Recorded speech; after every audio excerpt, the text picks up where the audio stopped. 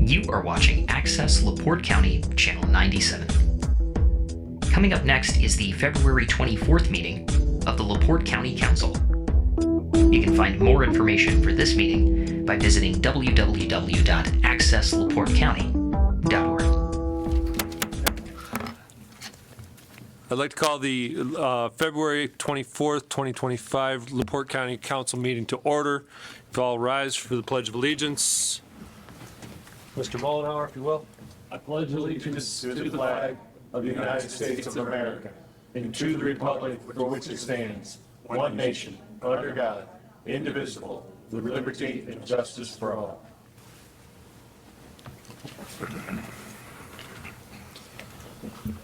Mr. Auditor, the roll call, please. Mr. Yagowski. Present. Mr. Pressel. Present. Mr. Novak. Present. Mr. Mollenhauer. Present. Mr. Karanka. Present. Mr. Keel. Present. Mr. Kessler. Present. Mr. President, you have everybody here and they're all accounted for. We have a quorum. Perfect. Thank you, sir. I'd like to ask for a motion of approval for the agenda. Mr. President, Yes, sir. I have two corrections to the agenda, please. Under new business, could we add Zoom ordinance discussion? That can be the last item. And then also move to strike permission to hire naturalists for the Parks Department. And then under LaPorte County Health Department, we have replaced clerical position with a medical assistant position. And that'll be under appropriations, transfers, and requests. Wait a minute, Dave. Say that last one again. The last one is replace clerical position with medical assistant position Under LaPorte County Health. under LaPorte County Health Department. That's not what I have under health. No, no, he's asking. Asking to add. All right, okay, all right, you get to. Mr. President, Yes, sir. under the IT, I know it's asked for the position to be hired. So long story short is because it's going to be out inter-department, so the persons are all moving up inter-department, we're going to ask for the lower job of, I'm going to have to ask what the lower job is, but I'm going to ask for the lower job to be hired, not the position it shows, because he's going to be moving up, the next person is going to move on his spot, so. Okay. So it's more of an, I don't want to call it attrition, but progression. Progression, Okay. please. Tree level. I have to ask what that is. Tree level.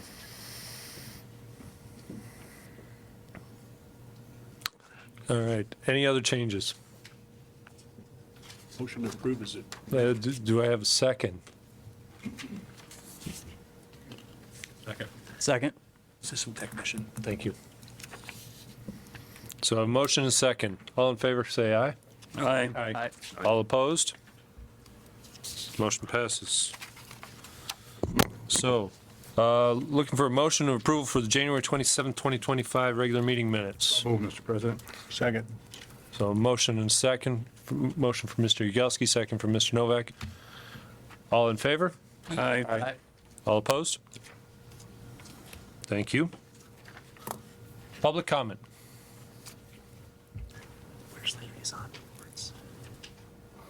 Good evening. Steve Hollifield, 6782 East 100 South, also LaPorte County Commissioner. Last month, I brought forward a rather large list of bills that the state is considering curtailing our amount of income through property tax and other items and other options. We heard earlier this evening about the issues we've got. One of the issues I think we really need to look at is through attrition, trimming the workforce. No one, I'll go on record now before it gets confused on Facebook by the babbling baboons, no one is losing their job, but through attrition, business uses it all the time. If someone retires or quits, we've got about at least a dozen jobs out there right now we're looking to rehire and replace. Maybe we should consider whether or not we need to do that and look at that way as one step to the right direction. And then with the use of the funding, we're on track for in 26 to lose $3 million. We're on track in 27 to lose $6 million, and in 28 to lose $8 million through property tax revenue reduction. Now, you all know me long enough here. I hate property tax with a passion. I think it's disgusting. But we have to be able to function and provide the services we need. So we need to look at how things are being done. And as I said before, no one will lose their job. But if someone retires we need to think long and hard whether or not we need to replace every one of them. Thank you. Steve, real quick. Sorry, Mr. President. Yes, sir. One of the bills, was it passing with the township, about getting rid of the township? No, 1233 was not even made out of committee, but it was a good start. I spent 45 minutes with Mrs. Engelman. She covered everything as a former trustee and also as a two-term auditor from her county. The fiscal notes for that paid for everything 100%, and nowhere in there did it say the township fire departments were going to lose anything. Thank you. That bill said that. Thank you.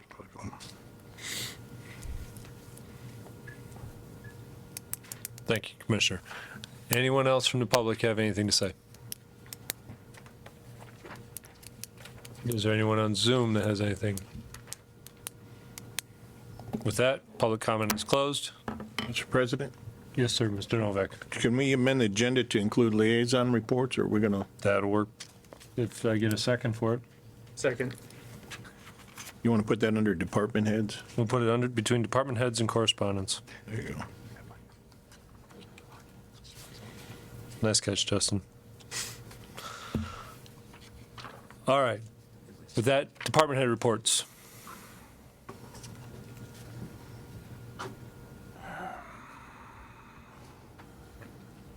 Good afternoon, everyone. Not feeling my best, so bear with me. I wanted to start off this month by giving monthly reports. I think it's important that this council understand, that the public knows and understand what exactly goes on at the juvenile center. So I just wanted to begin to give monthly reports, and wanted to start tonight. Just for everyone's clarification, the LaPorte County Dorothy S. Crowley Juvenile Center is a 24-hour facility, and it has been in operation for the past 33 years. I think that there is a false narrative about the juvenile center, that a lot of people believe that we just don't cater to a lot of kids, and I want to start that process of alleviating that. I'm very proud to represent the juvenile center and its employees and staff, and I'll start off by saying, on behalf of our staff, we want to say thank you for the bonus check. I don't know if anyone has told this council thank you, but we appreciate that, and that's from our entire staff. And speaking of the Juvenile Services Center, it actually is a 24-bed facility. We deal with kids between the ages of 10 and 18, and we not only work with the court systems, the Department of Child Services, and also the Department of Corrections. Our facility serves both troubled and at-risk youth, but it is not limited only to juvenile offenders or to punishments. Some of our kids there have done nothing. They're just victims, or they come from poor families, or they have addictions or molestations. We deal with a lot of kids that are like that.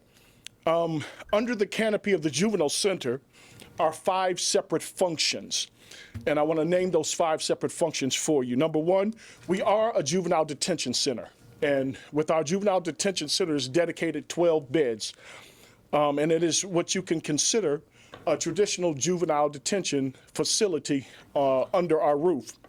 But also a function is the residential care unit, or what we call the non-secure side, which is an additional 12 beds. And this is a safe place for those who have not been charged, mostly DCS, or are juvenile delinquents being detained by the courts. And these are usually status offenses, and the court has deemed them to be there. We also run out of the Juvenile Services Center the NOVA programming. And the NOVA programming is a mentorship program that helps youth reach their full potential. A lot of people don't know this, but we also run a day reporting service out of our detention center, out of our services center. And that is where we collaborate with the Michigan City area schools and the LaPorte area schools. And we actually, when they have a child or a student, before they suspend them, they will send them to our day reporting program. And the way our facility is configured, it helps kids that they're on the verge of suspending. They'll come to our teachers in our classrooms, and they'll learn classroom discipline as well as continuing. So that runs out of the Juvenile Services Center as well. And last but not least, we also do a community supervision program where we have a team that actually services all juveniles that are on GPS or home detention. Currently at the LaPorte County Juvenile Services Center, our population is servicing 24 youth. We have 6 in our residential, 8 in our secure side, and I want to make known that 4 of those are direct files. We've got about 4 kids that have been charged as an adult, and if they're under the age of 18, they have to stay with us until they are sentenced. So we have several kids who are there on heavy gun charges, including shooting at law enforcement. In our NOVA program, we're servicing 4 children.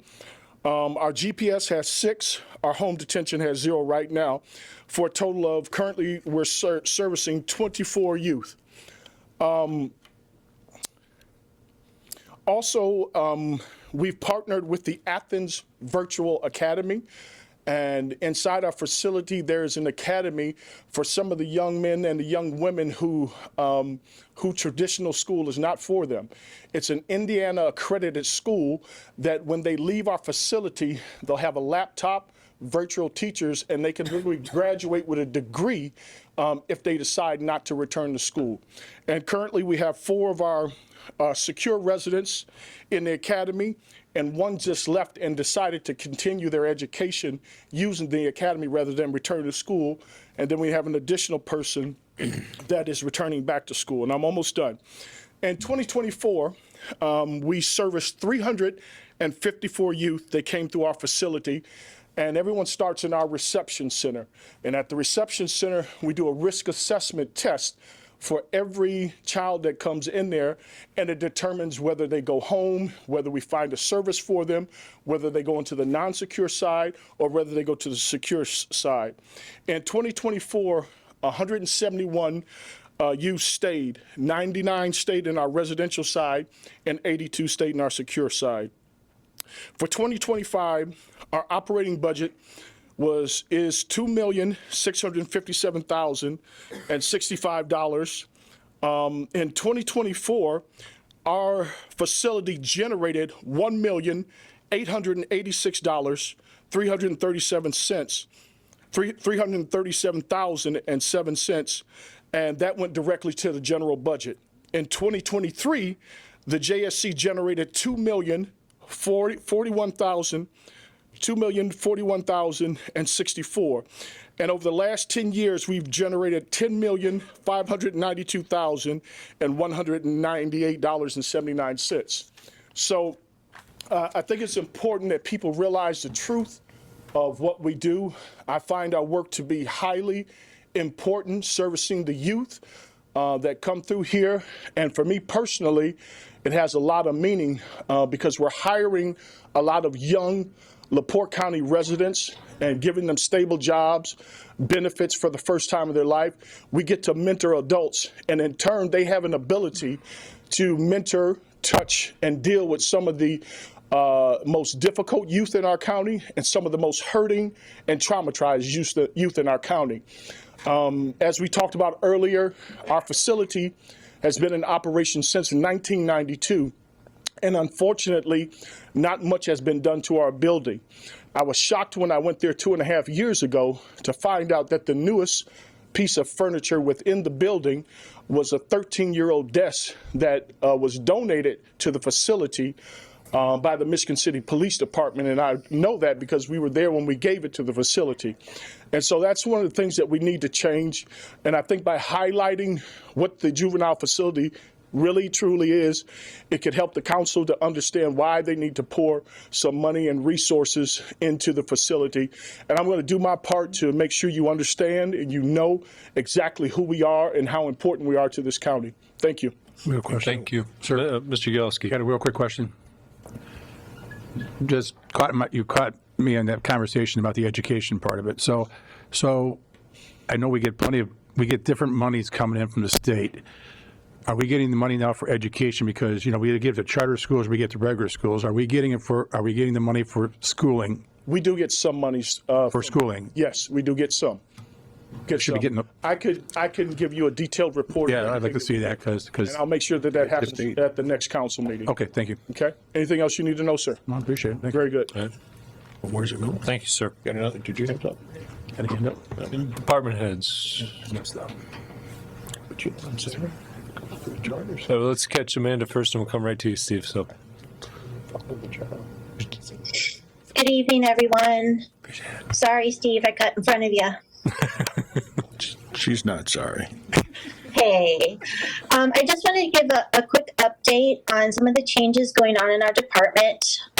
Today was the first day some of those changes went into effect. We are offering extended clinic hours now through our immunization clinics.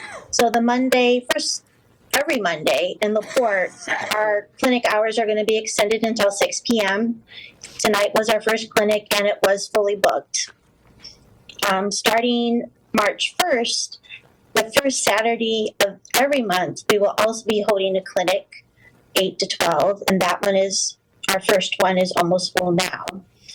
And I would like to thank the Sheriff's Department, Sheriff Heeg, and Courthouse Security for assisting us with those extended clinics. Our confidential services clinic, which used to be by appointment twice a month, we are now offering those services as a walk-in clinic Tuesdays through Friday. We do have a partnership coming up, and that'll be in the LaPorte office. We're working on a partnership with the Aliveness Project. They'll be joining us one day a week, offering HIV and hepatitis C testing. And confidential services clinic is completely free this year. We're covering all of those costs for those testing. Our big one is today we did a press release and posted on our website about our Health First LaPorte County. And we've talked a lot about the Health First Indiana initiative, the funds that we're receiving from the state last year and this year that are now providing a large amount of funding for our department. One of the ideas behind that for the state was to put that money out there for community partners to help assist with core public health services. So that is now available. All the information is on our website, the application, the eligibility, and we will be accepting applications for those funds until April 11th. So, thank you.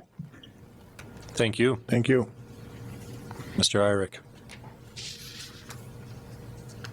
Good evening. Steve Irick, Chief Probation Officer. So 2 weeks ago, there was a judges meeting, and we discussed a lot of issues, but one of them was implementing a new program called TrackWatch, which is it's a watch that looks like an iPhone, but it senses alcohol. So currently, people who are being put out on bond for certain drunk driving cases are required to have either an ignition interlock device or a home breathalyzer device. Well, this will be the third option that we'll be utilizing. So it's a continuous alcohol sensing. We'll know right away if somebody is used. It will only be for those kinds of pretrial cases. But I wanted to let you know I'm going to be going to the commission at their next meeting to request permission to sign for the county the MOU that we've received from TrackWatch, or from Track Solutions. So kind of excited about that. It's a new thing that has come out. And the second thing I'm coming to you for, as a result of the meeting, we discussed back a few years ago when we were talking about the new building in Michigan City, we agreed to contribute a certain amount, $120,000. And the judges, we talked about it and found an invoice from, let me find it, Conference Technologies, I think. Yeah, Conference Technologies, Inc. It was an invoice for $143,000. And by the time we moved on it, it had already been paid by Ms. Winsky at the time. And so at the judges meeting, they directed me to come to you and say that we're asking permission to spend $120,000 out of probation fees to go toward reimbursement for that Conference Technologies invoice. So I guess I'm looking for permission to spend. I don't know. I talked to Joey earlier, and she said, well, go ahead and ask tonight at department head comments, and here I am. Motion to approve. Wait. I don't care. I got a motion. He's got a motion. You want a second discuss? Second discuss. All right, Mr. Yagowski. So it's not really a discussion. I just wanted, before that came about, this was in the works for when we had all department heads together.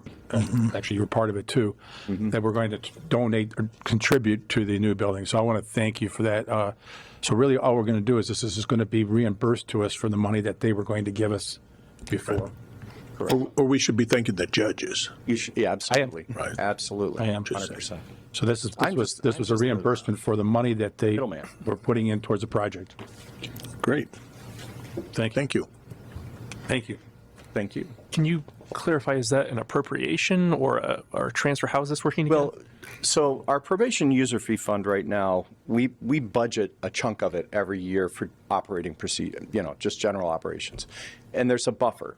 And it's that extra in the 2001 account that we'd ask permission to spend from. So it would be like a 400 thing, you guys appropriated and spent?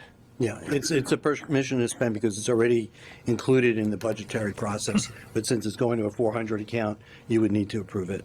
Because that's So we're approving a that's why transfer. 400. So it's already been budgeted to spend. They just want to move it into a 400, and the 400 you control. Good. Well, can I just ask who made the motion first? Because I missed. Thank you. That's what I thought. Question. Didn't mean to go like that. So has it been appropriated? Because we budget our regular operating, but not the Well, you're balance. using those funds, aren't you? From there? Using other funds, yeah. Using additional funds? This would be out of the additional. And this is out of, This is out of the from 2000. the unappropriated. Yes, it's unappropriated. So then we would have to appropriate. Yeah. Okay, we just trying to walk it through, To spend it, yeah. We'd have to. so we'll have that for next meeting. Thank you. So not a transfer now. Yeah. So we'd have to appropriate it at the So next meeting to just to let you know, it's over advertise $700,000 in that account. it. Right. Okay. So And roughly 300 or so is wrapped up in our operating expenses every year. So the other 400 is what I'd be asking to utilize for this expense, which hasn't been appropriated. So, yeah. I need to change it. I'd be happy to Sounds come like back we and see you need to next change it. month. So I'll change my motion, permission to transfer, to a motion of support for putting it on next month's agenda for an appropriation. All right. You good with that? Excuse me. Was trying to get. What? Yes. This is not an additional appropriation. He has the money in there. Right. It just has to be appropriated That's by what I you said. guys. I didn't say new So it's appropriation. like permission to spend. Correct. So it's not, Right. it doesn't have to. Am I right? So we'll add it to next month's agenda. It doesn't have to be added. Okay, then we'll just, Don't have You to, can vote it doesn't have to be as an additional adjustment because it's, an appropriation is the same thing as a permission to spend. And since it's already, and it's in one of these exceptional funds that you can do that with. It's not a tax revenue fund that you need to do an additional I'm appropriation. going to back up to my original motion. Thank you. Any guidance from our new attorney? Second. These are user fees, right? Correct. Yes. Yeah, it's not a tax, so you don't need to make an appropriation, you can give them permission to spend. Can you clarify in more detail about this, the notion that there's a difference between whether it's coming from a tax, property tax fund or an income tax fund versus user fees? Well, the bottom line is it tax money? If it's not tax money, then there's no need to do an appropriation if it's outside of budget. Okay, and you, Okay. I mean, I'm looking at the statute before where it says everything has to be appropriated unless the statute says otherwise. So But what's everything? That's what. everything. No, it's referencing tax money, Okay. okay? So, Perhaps we'll, separately from this meeting, if you could show me kind of more how you came to that conclusion so I can better understand it. I'd Yeah, appreciate that. All right. So right now, the motion, as I understand it from Mr. Novak, is that we've got a motion of permission to spend. And a second from Mr. Yagowski. Still the same. All in favor? Aye. Any opposed? All right. Thank you very much. Thank you. See you next month, probably. As long as you're spending your own money. You like coming, Steve. All right. Good evening, Jeremy Sabecki from the Parks Parks Department. Wanted to give a little bit of a highlights. All of you should have gotten a copy of the annual report for the Parks Department through email, but just wanted to give some highlights for the public. This is something that's available for anybody if they'd like to come look at the whole thing. But some of the highlights for the Parks Department for 2024. First, I'll start off by saying, our budget is around $550,000, including salaries. So that's about $5 per resident of this county. And I always say, if you can't come to our parks and find something that's worth $5 for even one time, you're not trying very hard. So this year we were given the extra property, the 40 acres up in Rolling Prairie, that used to be a highway department property. We're working on getting a master plan done for that, so we'll be available for grant money and things like that. We also acquired a 43 acre piece of a property adjacent to Bloom County Park that the DNR is going to be doing a restoration project on. They're paying for that. They're designing it, no cost to the county at all. There's also going to be maintenance money for that property as well afterwards. So improvements to the Grove Shelter at Bloom County Park. We put a new metal roof, siding, ceiling, and concrete repairs. That was all paid for by our Park Foundation. And probably our biggest highlight was that we topped 500,000 visitors this year. So by our traffic counters, that's our record by probably 15,000. So each year after COVID, we've seen just increase. But this year, this past year was the first year we hit 500,000, which is a big milestone for us. Brought back our hay rides and our 1948 Ford tractor. So we started doing those again. We're doing those twice a year in the spring and the fall. New roof on the Environmental Education Center in Canada Lodge, thanks to funding from the county from the COVID relief money. Siding and new paint on the Nature Center. That was also from our Park Foundation. So thanks to them for that. We replaced a boardwalk over a wetland at Bloom. That was also funded by our Park Foundation. And lastly, I always tend to focus on the maintenance side of things, all the things we do, improvements for that. But I do want to focus on our program staff, because they did 114 public programs last year and had 5,761 participants. And then they also did 43 school group programs for 2,942 participants. And if you add the number of programs up, there's only 365 days in a year, and they only work 5 days on a full week. They work 5 days a week. You're already at a program every other day for the year.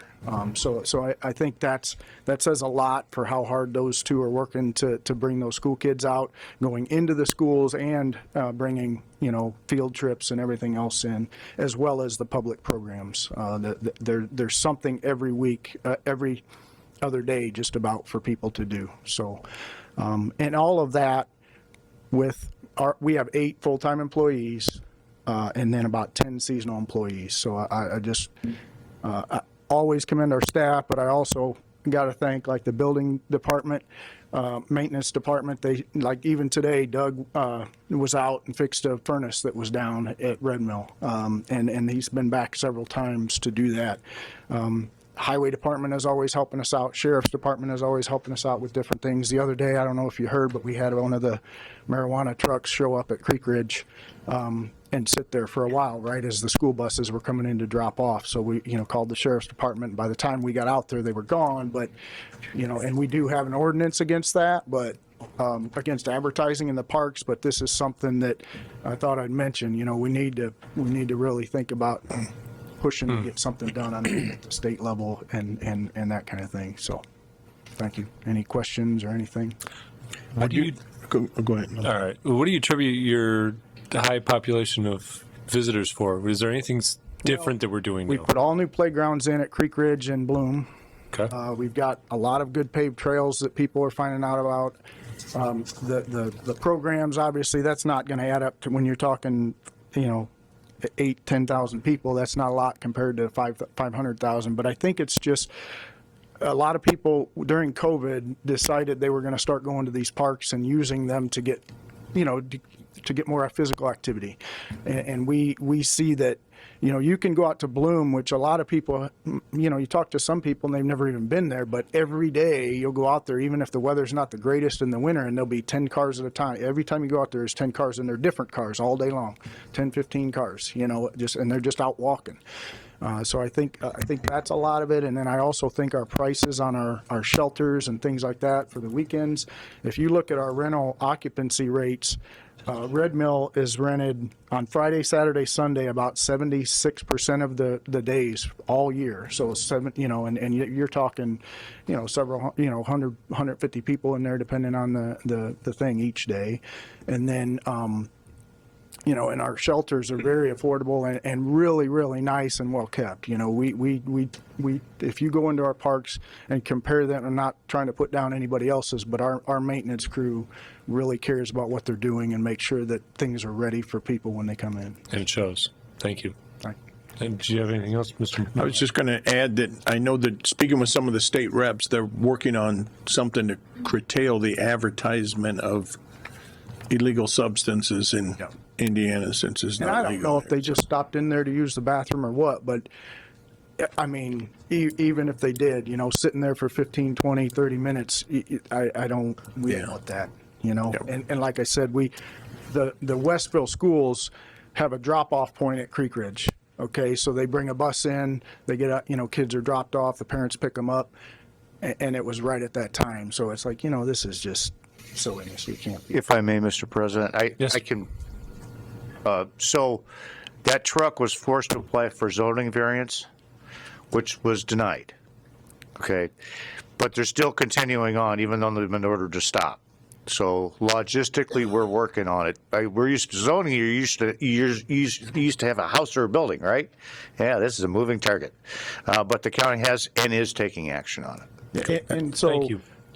The park ordinance, you're not allowed to advertise in any way in our parks without special permission. So I don't know where that would go as far as if we were able to catch them. But there is something in place for the Parks Department that's a little different than what you're talking about too. So we tried, but they were a little too quick. Keep it up. Thank you. I think it'd be slower. I wanted to say that. I think they'd be slower. Councilman Yagelski's going to love me for what I'm about to say. Okay. So we're talking about saving money for the county.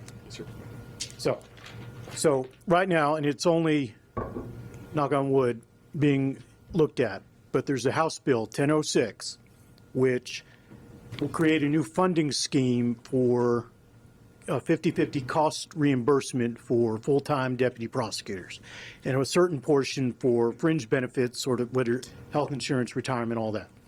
So it hasn't passed the Senate yet. It has passed the House. It's going to the Senate, but looking just at our own figures right now, how much we pay and whatnot in our manpower, there's a chance by co-opting into this program, we can achieve significant savings for the county in terms of having the county only have to pay up to 50% of salaries, $15,000 reimbursement if the county opts into this program. So just want to put that out there. I know I've shared this with some of you, but I think it's a promising development that this has been a long time coming. So for my office and for my team, for the IPAC, for Indiana prosecutors, we're looking forward to this happening. So it's in the budget bill. It's also its own individual bill. So there's a good chance for achieving real cost savings to the county. Some other things. Wanata, I know they're on the agenda for tonight. We've talked with Wanata over the last couple of months about putting in new speed signs like we did with LaPorte, with other communities. We're working on getting them 2. They wanted 4. So 2 new speed signs are coming to Wanata. Didn't do the whole 4 because we're kind of wanting to see what's going to happen with 30. But they are deployable. They can be used. They're solar power. So those are coming out of my funds, no tax dollars, none of that. We are at the lowest number of cases that we've had in the last 15 years. Stats go back to 2010 We are at the lowest number of overall cases. From when I started at the beginning of 23, we had about 11,500. We're down to about 7,800 at the close of 2024. So what that means practically, we got rid of some of the dead weight, the cases that weren't progressing anywhere that accrued from COVID. We're also trying to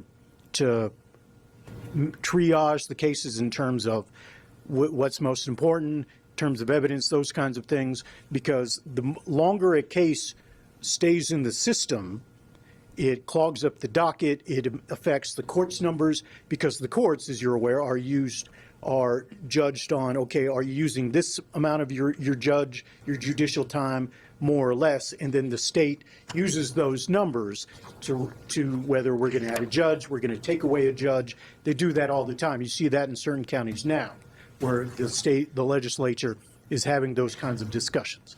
So by doing things on our end, we're able to scale back the amount of criminal time that a court has to do, that small claims, evictions, civil torts, all the other things that occupy a court's time, enough attention can be given to those. So we're trying to do our part.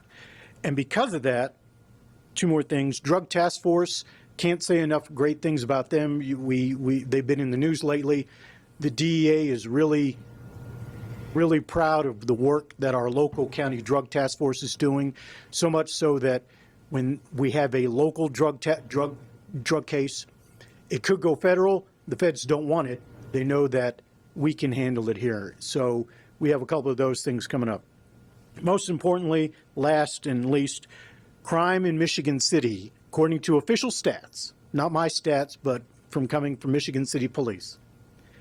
Year over year, between 22 and 23, crime was down 7%. Between 23 and 24, crime was down, according to official stats, 17.5%. So I think there are a number of different explanations as to why those numbers are that they are, and we only play a small part. Community policing, good community relations in Michigan City, they all have a part. And so just wanting to share with you this great news, because things are on an upward trajectory in our most populous city. So we're doing what we can to make Michigan City safer, to create economic opportunity there. You're already seeing a bunch of economic opportunity happening in Michigan City. We want to continue that trend. So anything that we can do to be more efficient, to make sure that things are on the right progress, we're doing great things in Michigan City and LaPorte County as a whole. So just want to thank you for your time. Thank you. Thank you.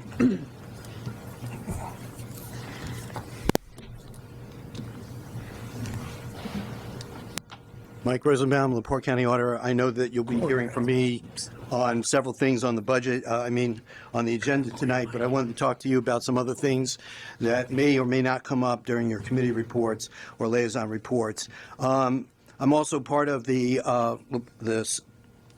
well, first let me go back. We met with the SBOA. We've also received permission to turn our 2024 audit into a regulatory audit. What that means for most people, it's cash in, cash out. Whatever we received and whatever we paid, that's what we're going to be filing on. It has been done for the last 3 years. Starting 25, and we've already started this process, we are going to go to what they call generally accepted accounting principles, GAAP reporting. Because of the size of our county, we are required to do that unless we receive the other permission. We are going to go back to doing that now that we're caught up. And now that we can have more current and accurate information, we can monitor things a lot quicker and easier. This also means that 12/31/24 has to also end with some GAAP reporting information. So we will be utilizing Baker Tilly to be working with us, as it has been in the past, on GAAP reporting. And so they have to also help us get the numbers at the beginning of the year the way it should be. So you'll start seeing some of that come about as well. I sent out an email to all department heads and whatever was on that list at the time. And since then, we have been working with IT to correct the department head list because there are obviously some changes. And then some people, the prosecutors has a new email address. So we've been working with IT to correct that. And in the email, I said to everybody that Joey and I are working as one. And so if you send an email to one, please include me on it and Joey on it as well, so that this way, there are things that I may know from sitting up there as a councilman and things that Joey may know regarding some more detailed information with her long history in the county. But between the two of us, we work together and we can get better answers, and then we don't run into last-minute things. A couple of times we've run into those situations. A lot of it had to do with the last council meeting when you had so many things that you had to put on the list at the last minute, and we weren't able to help you prepare for it. Enough said there. We've definitely been working with everybody trying to do that. The other thing I'd like to bring up to your attention, the insurance committee has been meeting, and they've also had a special meeting. There's been talk about the lack of support that we've been getting from North Shore, and that maybe there is another option out there. So we've heard from Franciscan Health e-Access, and there is another opportunity that might have some cost savings. I wanted to let you know that the RX rebates were $171,653 for the second quarter of 2024 that was just received in February. Yeah, it is a while behind, but averaging, if that's the quarter before that was only $142,000. So I can't tell you what that really means as far as where we're going to go, but we are tracking all of those things. We're tracking miscellaneous revenue as well. We also had a meet, and so there's a lot more that be said, and I'll leave that. We've met with UMR. I talked about that at the last meeting, so we'll skip that. The Finance Committee met with Joey and I, and we had a large number of things that we discussed, and it was an incredible meeting where we took a serious amount of time. It was over an hour where we went over many things that you're going to be talking about tonight, and we're trying to also figure out what is the best package that we can get to you. So we're going to meet again on that specific topic. And we are trying to work, like I said, with every department, every councilman. But I do ask, communicate with us direct. We'll help you. Try not to communicate directly with the staff without us knowing, because then bad things happen. Staff thinks they can make a decision that they shouldn't make. And then we have to retrain people that they've got to come to us. And so you should really be dealing with us directly when you have something that you need to take care of. Thank you very much for your time. Thank you. Any further department head reports?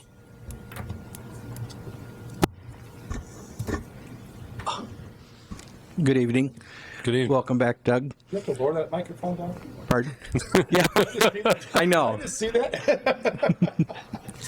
I'm happy to report, due to my highly educated staff, trained staff, and their dedication and their wonderful boss, that we were able to submit the ratio study last Thursday, one day earlier than we did previous. So we're on track. This all really affects next year's stuff. But I'm sure we'll be in the top 10 of the state again of getting it in. But and granted, we do most of it in-house, and we get lots of accolades for that downstate. We don't hire $1 million companies, because with the training that my staff has, it's fairly easy to get it going. So the council, I'm sure, happy to know that we're on track for next year. Thank you. Kudos to all the people that work for you. Kudos to all the people that work for you. Thank you. Such a humble assessor.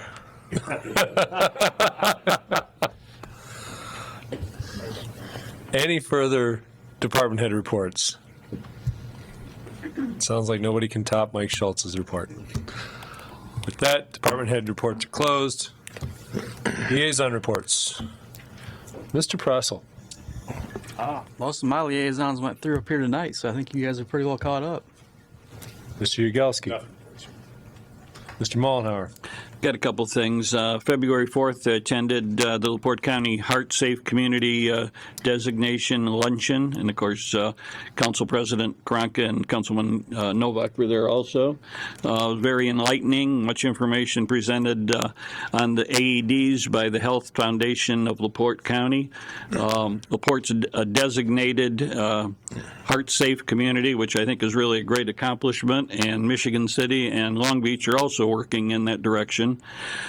These goals have many possible the goal is to have as many possible AEDs throughout the county in the near future, and they're really headed that way right now, but they're still got more to add. And I encourage the public, which is myself. I know it's been a while since I've had any CPR training in that, and I intend to go and get certified or whatever as soon as possible, because that's just I don't know, just a good idea. If you can be in a situation where you can help somebody, well, I encourage everybody to get out there and get that training. On February 5th, I attended the EMS cardiac monitor update, and that was with Council President Karanka and Councilman Kessler. It was an update on the equipment information by Director Eric Fenstemacher. A representative from Stryker Equipment Dealer was there. I think it was very enlightening, and it's a work in progress, and I know that he's working on, and will be, I'm sure, seeking funds eventually from us to get some new great technology equipment, so the best in the business. On February 12th, I attended the Sheriff's Merit Commission board meeting and the pension board meeting, which followed. Pension is very solvent. It was a great year for 2024, so we're all hoping that 2025 continues in that direction also. And LaPorte County's Recycling Solid Waste District Board requested Director Clay Turner to solicit a request for qualifications, a job classification salary study for their 8 employees out there, and that's still in the works. There's been 7 agencies contacted, 3 responded, and there'll be a board meeting. I think it's hasn't been set yet, but either March 6th or March 10th to discuss and review those firms and if it's going to go forward with that analysis. I guess I talked to Clay today. My only fear is if it does go forward, that is it really going to be utilized? Because I know in the past, as a councilman and previous as a sheriff, there's been some studies through the county, and it just seems like they get them, and if they don't like them, they just got to get shuffled off to the side, and it's spending good money to get these studies. So if they do go through with that, I hope it's worthwhile and will be used. One last thing.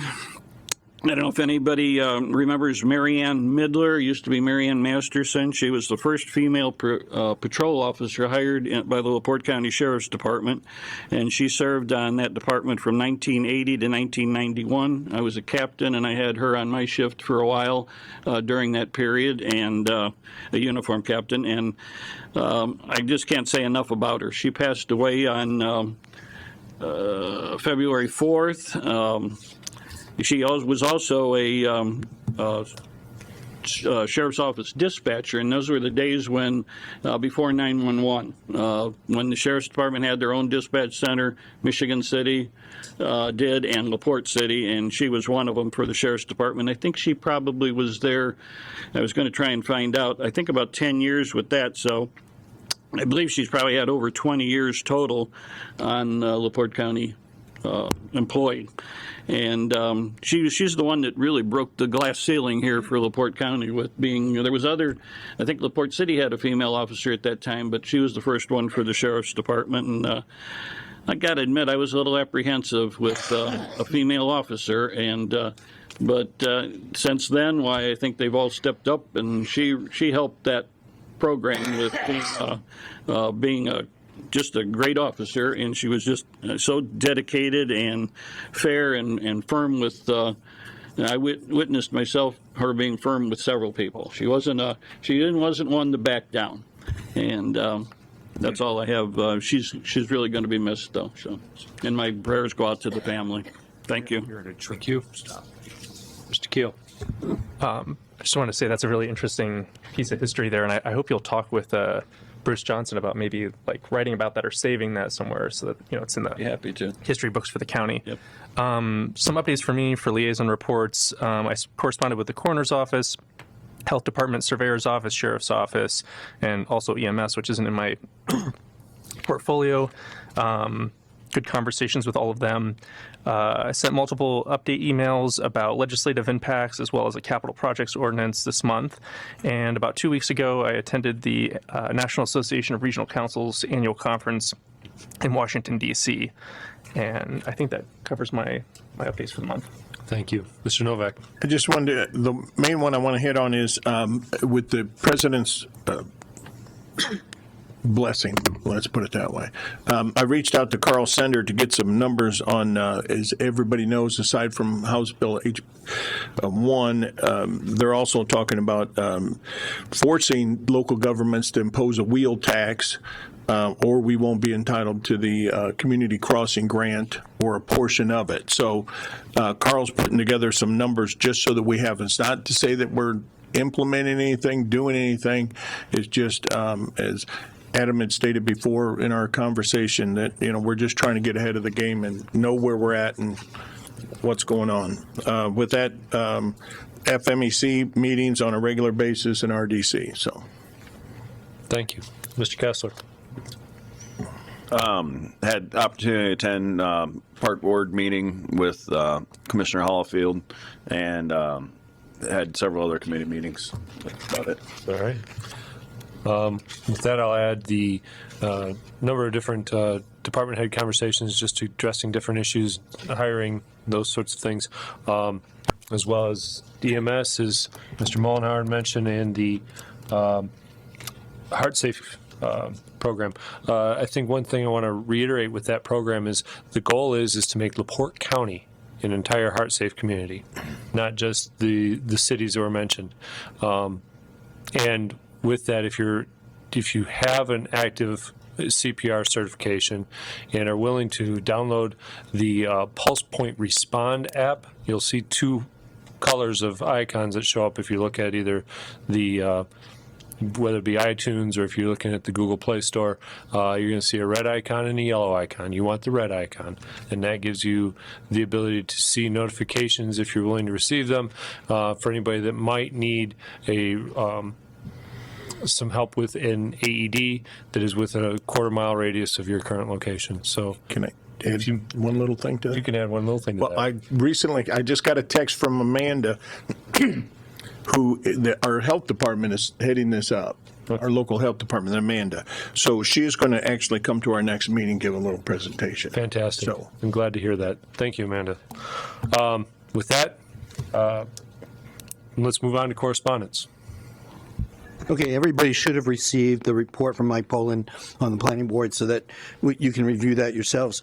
Pioneer Cemetery also supplied us with their annual report, and that was forwarded to you. And this was a nice little email that we got back, and from the ARP funds that were decided upon on 12/30, $500,000 went to the town of Wanata for their sewer systems, and we received a note back saying they were very grateful. We got them the money a little earlier than the 60 days, and just to let everybody know, the other MOU that was also at 60 days was for Kingsford Heights, and they also received their money, so everybody's been paid out that had a timetable on it, and the rest we're going to be going through and just peck away at using up those funds. I do want to mention that the bonus money that was paid for was only $500,000 and change, so there's over $100,000 to be realigned, probably right into our medical insurance. So it's good to hear. Thank you. Mr. Yagowski. Council members that seen the excuse me, sorry. Council members had seen the LaPorte County Pioneer Cemetery docket that was in your packet. If you go into the area there, I know I've talked with Mrs. Gramosa, and she made sure that was not part of it, but somehow it's put down the old prison cemetery. Okay, for people that do or don't know, it's a crude idea, but there's the cemetery. This is the wood line that goes to the curve, and then and Hitchcock's this way. If you talk to a lot of older individuals, they used to play back in the fields and stuff back in the day. This triangle here, they used to find bones in. So you're talking about prior to Civil War. This is a Civil War type thing. When some of these bodies, nobody knows what's there. Nobody knows what's not there. We don't have grave sites for them. This was sand mined all those years. They were digging all this area out. So now that they want to give us this because they don't want it anymore, because they're not sand mining anymore, it's a 200-foot stretch, but it's 6 foot. It's not going to do anything for you can't put a fence around it. It's impossible. It goes from Hitchcock all the way past the cemetery. And so Michigan City is assuming the cemetery from in the prison ground. If we're going to be given this to us, then we need to get to pay to take care of this part of it, because these are prisoners. They were not LaPorte County. Some of them were not even LaPorte County residents at the time, because they just brought anybody in. It was prisons in the old days. They did. So the statement that was written here, really quick, that would come under maintenance supervision of the Pioneer Cemetery. That's not true, and I know that Mrs. Graham just pulled it away. So thank you. Kind of should come up if you don't mind. Right there. And that's, yeah. That makes sense to give that all to Michigan City? Absolutely. It makes total sense of it. It makes no sense that the jails or the prisons not paying for it. Let the record show that Mr. Yagowski and I agreed. Oh. Commissioner Grammarosa. So I will tell you, I did meet with Skylar York last year, and we did talk about that sliver.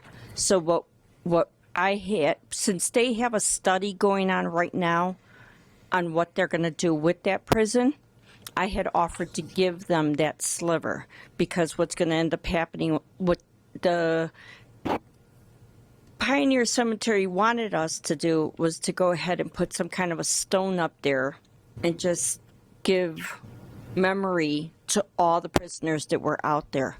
But it's just a real long sliver, and it's not guaranteed how many bodies or who's there. There's no headstones currently. So just by giving the whole thing, once they assume the prison, they can take that sliver as well. Skylar York had said that was a great idea, but he couldn't accept it from us last year. So it's definitely in the works. I know he's changed positions to another area. Do you know where he's gone to? Yeah, I do, but I have to think of it. Sorry. So I would not be opposed to either I contact them or you contact I could work with you on it. Could the commissioner maybe send a letter to the mayor over there and We can do that. offer it up? Because they're making the deals already themselves with the Right. state. So But they were well aware of this piece of property, and they were willing to accept it. They just wanted to know, they wanted us to hang on until they could move it forward. So we'll definitely, me and Mark will work on it together. Please do, because it seems like one of those situations to where if we lose sight of it, it will end up with that window of opportunity closing on us before we have a chance to make this right. Thank you for We'll your get time. together tomorrow. Thank you. Thanks for bringing us up, Mark. All right, moving on. Ordinances and resolutions. We have nothing, so on to new business. Permission to hire a system tech for IT information technology. This is a replacement, correct? This is a replacement. Motion. Just as some clarification that came from Mr. Yagowski as representative of the IT board, they're promoting within to where what the original request was a network administrator for IT. What they're doing is they're going to promote within. That leaves the entry-level position available, which is going to be that systems tech. So it's not hiring a new person. This is not a new, this is an open position. Motion to approve. Motion from Mr. Novak. Second. Second from Mr. Keel. Any discussion? All in favor?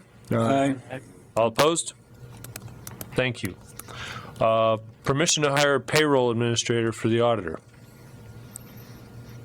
Mr. Auditor, if I recall, this is a replacement for current position that is now open. Yeah, and this is strictly a replacement. Okay. Motion approved. Motion approved from Mr. Yagowski. Second. Second from Mr. Novak. All in favor? Aye. All opposed? Thank you. Review legacy hiring freeze ordinance. So, as you see from this year to last year, we've been conducting this a little bit differently, where I've been not pre-approving these, just given the amount of emphasis of financial status of the county. So I wanted to review the ordinance that we currently have in place that, from what I understand, goes back to 2009, with some, okay, 2008. Recession. The only guy that was, the record showed that the only guy around at that time was Mr. Yagelski. Second job. Anyhow, do we have an ordinance is approaching 20 years old? Is there any reason to revisit this and reconsider the contents of this motion, this ordinance, and update it at all? The reason that I ask is, I mean, up to now we were talking about, president's approval, and then we'd formalize it at the following meeting. This, since the start of this year, I've been bringing it forward to the meeting for replacements only. That's correct. It's worked really well for the council. I think we leave it as such, but I make a motion to leave it remain as it is. All right. Second. So motion by Mr. Novak, seconds by Mr. Keel and Mr. Mullenhour. And I would add that I think it's even worth maybe looking at some of these requests with an even more discerning eye about, and bringing it back more often about whether or not they should be filled or reevaluated. Kind of in line with Commissioner Hollifield's comments. Yeah. Public comment. All right. All in favor? Aye. Aye. All opposed? Thank you. Approving encumbrances from 2024. Mr. Auditor, you have any comments or? Well, you've all been supplied an email with the listing there. Everything is broken down by fund, and so this was long and hard to go through and find the information, but we got it all together. The stuff under the AIP is consistent with what was filed with the federal government. That is the largest amount there. It's over $6 million, but that was what we had left to spend, or so to speak, or what had been unspent. So unless you want to discuss each item, I don't think you want to waste your time on it. Motion to approve. Motion by Mr. Novak. Second. Second by Mr. Mullenhour. Question? Mr. Yagelski. I know that you and Mr. Novak have been working with the Michigan City with the EMS building. I know that since we have that extra 100, because I know that we didn't get on the agenda for that, I would like to use that for consideration of the Michigan City EMS base. That 100,000 that was not utilized because of the. Earmark that in the encumbrance. Mr. Rosenbaum.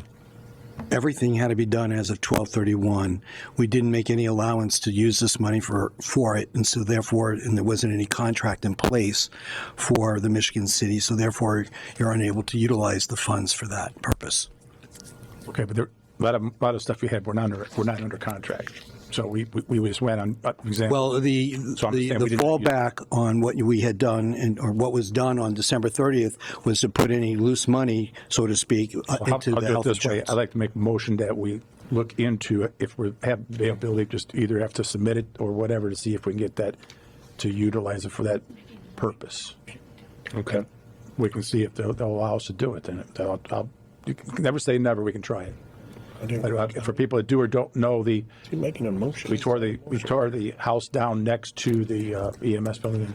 So we need to get that program somewhere here, because you guys, we didn't take pictures of that. But I can go through that process too. If you guys really want. Is that a motion inside a motion? Well, actually, so what I'm going to ask for, since you've made the motion, is it something you're willing to take as a friendly amendment? I'll amend it. Yeah, look into it. All right. So could you be very clear on what we're amending, and so that I just want to make sure that we're getting it down correct.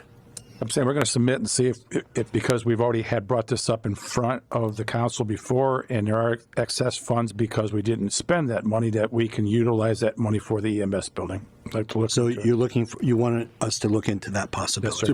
First of all, it's approval of the encumbrances, with the caveat that we're looking into that. But there's a second part, which is looking at. Right. Thank you. Thank you. So, Just trying to make it clear. so I have a motion with a friendly amendment that's been accepted. How about the seconds? You understand or no? You good? Justin, are you okay with it, or you understand it? A little fuzzy, but which fund are we talking about this from? ARP. All right, not clear. Sorry. All right. Sorry.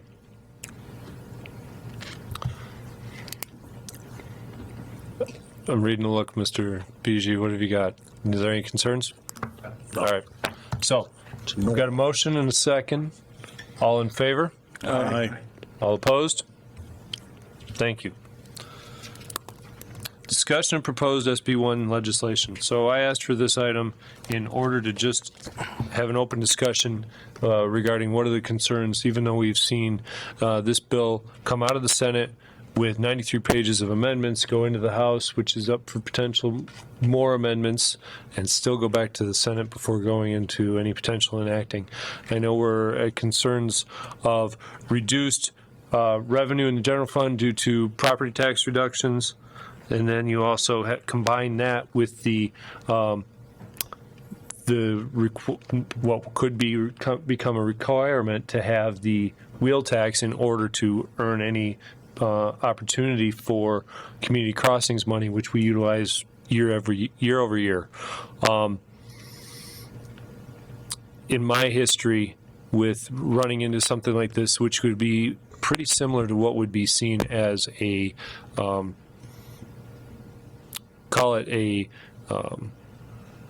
basically reduction of funds in manufacturing, right? You look at a recession type fund, that's what this looks like, is the way how you would respond to this. And you either reduce costs, you find other revenue sources. And those are the things that we have to have in front of us in the next coming months to have as a strategy to try to stay ahead of what may be coming from the state for us. So if anybody has any ideas, either tonight or in the future, of what we should be looking at, all ears. I think it's going to absolutely be reducing cost and looking at new revenues, because even though House Bill 1 or Senate Bill 1 doesn't come through as bad as it is right now, we know that they're going to phase something in that's going to be cause us to be reactive. But with that said, we're already in a situation starting the year where we need a reduction in workforce to save money and to do things, because, with the cost of health insurance, and just health insurance per employee is $20,000 per employee. So it's not to say that, we're not talking layoffs or anything like that. We're talking through attrition and different things, and somebody threw out maybe even if there was a possible way to do some buyouts or do things. But we also need to know the accurate numbers of what our workforce needs to be if it was a good workforce and a number that can work. My goal isn't to go in blindly and slash departments without knowing exactly what's there and what can be done. I mean, I don't want to cause more damage than we are. But I agree. I think there's going to be some challenge in the path of just looking for attrition, particularly where attrition happens in places where we don't want it to happen, or it's already too lean for it to be happening. Right. I would say we should probably be getting started on some sort of study for this pretty quickly, because it could take months to accomplish this, and there's going to be a lot of hand-wringing and such. Two significant components of the amendment that was passed in the Senate. One of them essentially girdles us with the maximum levy growth quotient. Each year we're allowed to grow our levy by a certain percentage. In the past, it was based off of the rolling average of 5 or 6 years of non-farm personal income. So as incomes went up, we could increase our levy more. Last year or two, that was capped at 4%.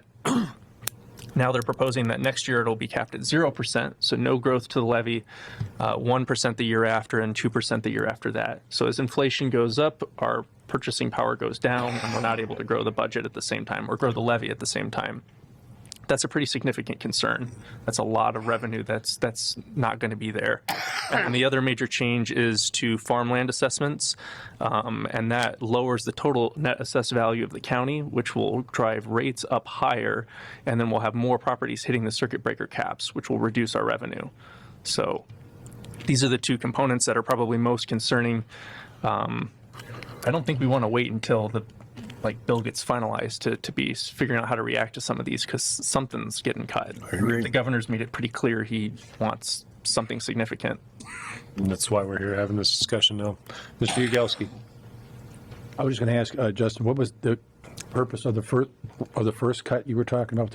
We got normally 4% that we get. What was the purpose of knocking down 0 and 1? What was the purpose?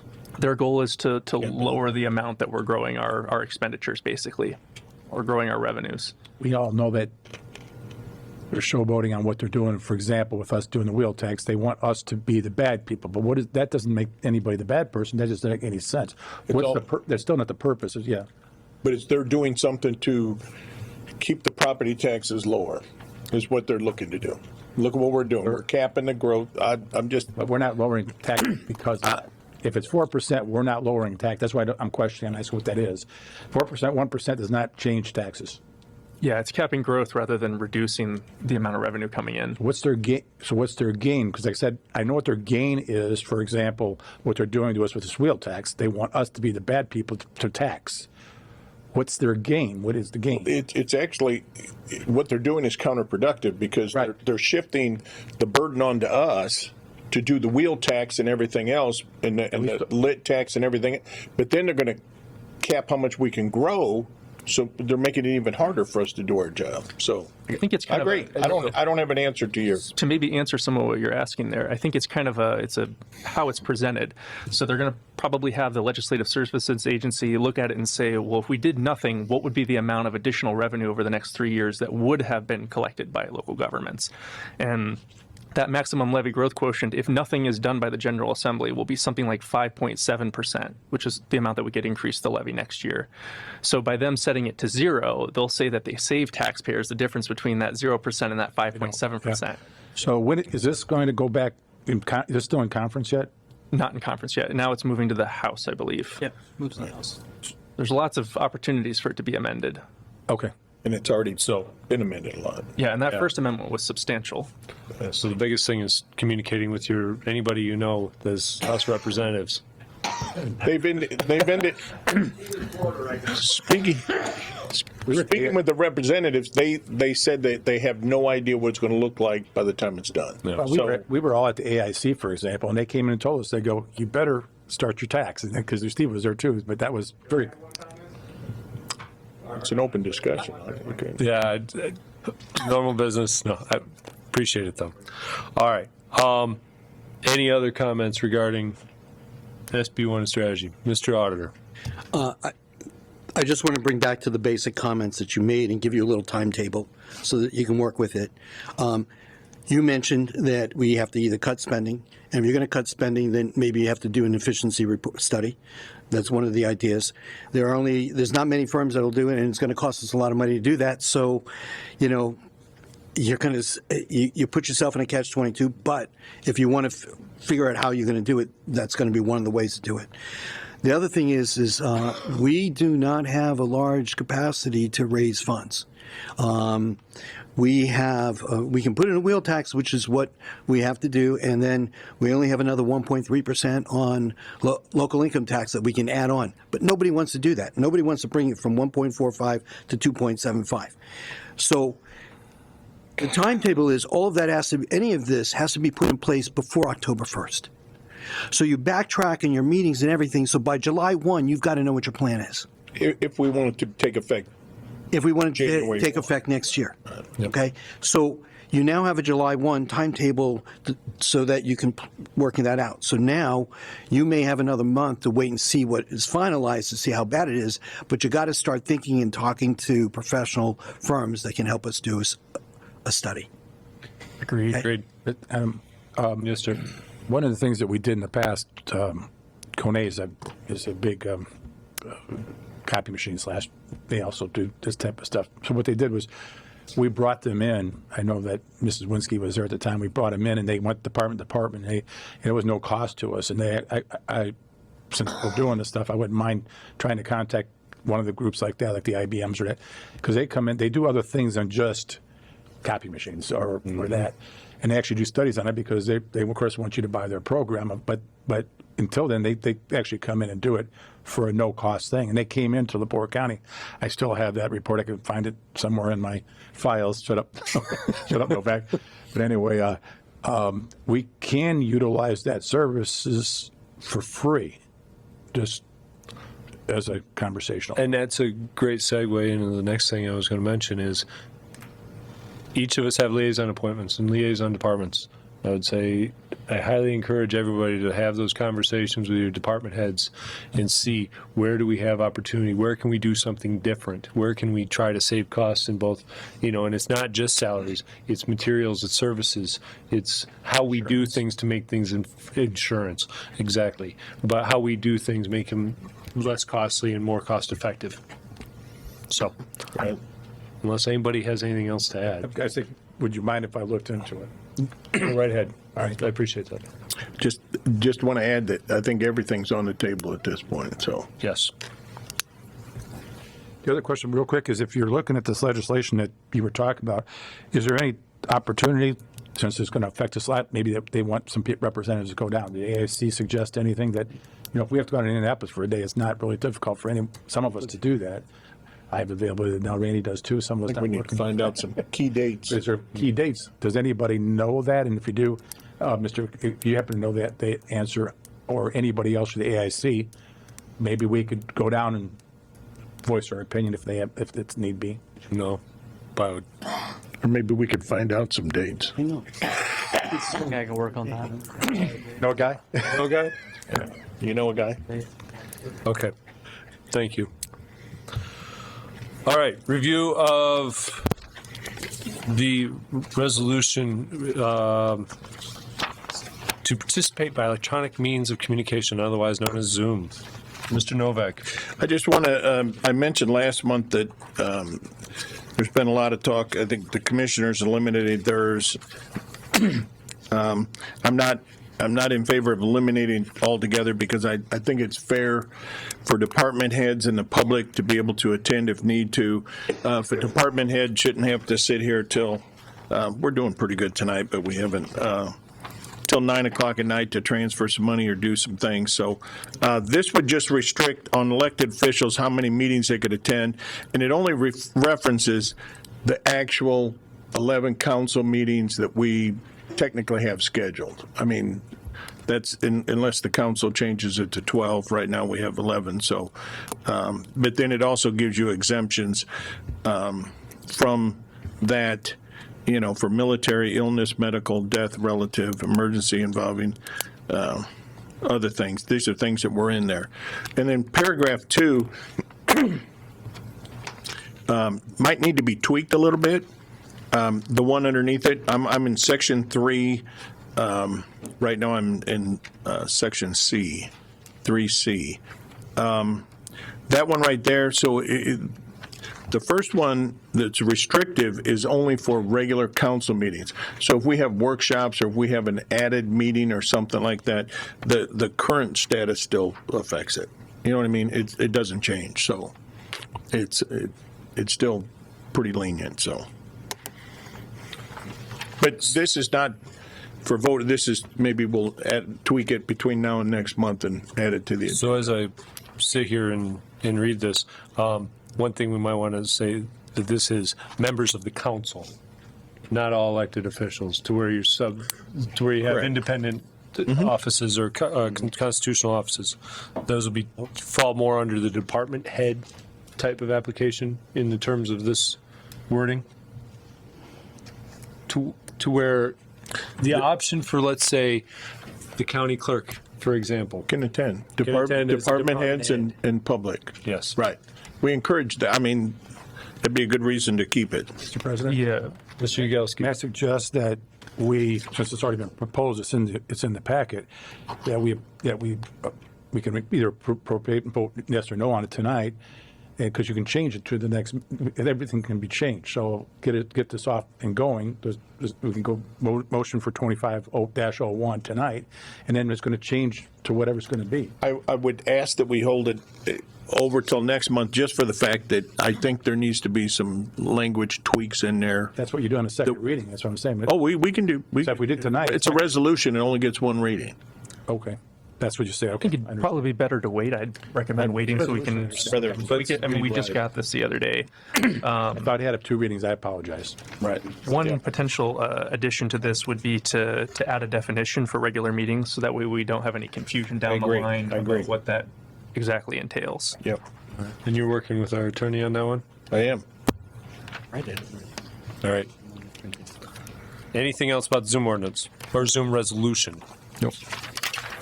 On to old business. Amend salary ordinance 2025-01. So what we have here is the printed copy of the salary ordinance. Mr. Auditor, you talked to me earlier about some changes and things that you want me to? Clarification, absolutely. Or changing? He was clarification. So there's no confusion when we talked about changes. Changes were corrections, adjustments. So first of all, at the end of December, the December 30th, we put forward and it was voted 6-1 to pass the salary ordinance so that we could start 2025 with something in place. It was also noted that there was a couple departments that needed to be corrected, and it was more than just a couple of departments that needed to be corrected. In the month of January, there were 32 employment changes. Those also had to be added, and the other people who left had to be removed. And even this month, as late as Friday, I received one more and made some changes today to a department because the person filled one job, the person that was in the job moved to another job, and so there was a continuing effect. The thing about a salary ordinance, you have to have every position listed, even if it's vacant, so that if somebody is hired in between and we get audited, we have the right, we have the authority to pay that person that fills that position. In the past, that may not have been done. We made sure that each and one of those had been put in, and we have, I could wasted tons of paper on giving it to you. I'm more than happy to send you it electronically so that everybody has it. Once it's signed, we will get it up and posted, along with all the minutes that we've passed around for things to be signed tonight. And so we will start getting all of that up and ready. That is, and we've gone through, we've had payroll help prepare this, and then I've had to go back to some departments to verify. Are you seeking approval tonight? Oh, absolutely.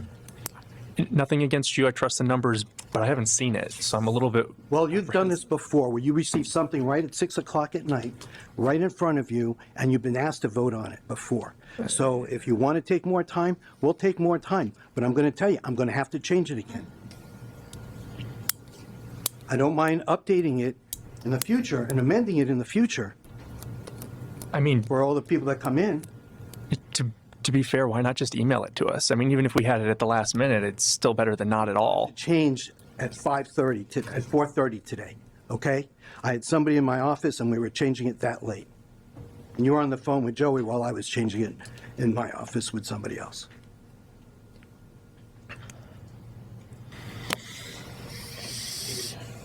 What's the pleasure of the council?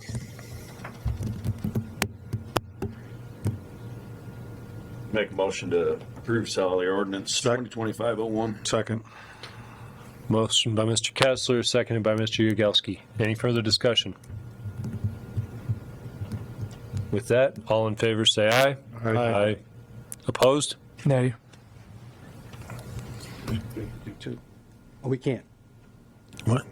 There were 2. We did not have a 100% vote, so we have to bring this back again in the next meeting. Okay. Yep. All right, very good. Thanks for the catch. Was there 2 against?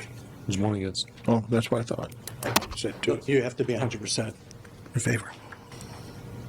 Is Mr. Attorney, if I recall correctly, it's unanimous consent to pass it in one meeting. Not necessarily that I have to vote for it, just that I have to consent that we do it in the same meeting. That there's unanimous consent to do both readings in one meeting. Would you agree with that? I'm not Sorry to put you sure. on the spot. That's kind of a fine point. Yeah. But, well, I think you have to be unanimous to waive the rules and do the reading. Someone wants to reintroduce a motion to suspend the rules and do both in one night. I'll vote yes to that, but no to the actual ordinance. It's a finer point. So moved. Second. Not trying to gum up the works. Second. All right, so motion to suspend the rules motion by Mr. Kessler, second by Mr. Yagowski. All in favor of suspending the rules for 2 readings? Aye. Aye. Oppose?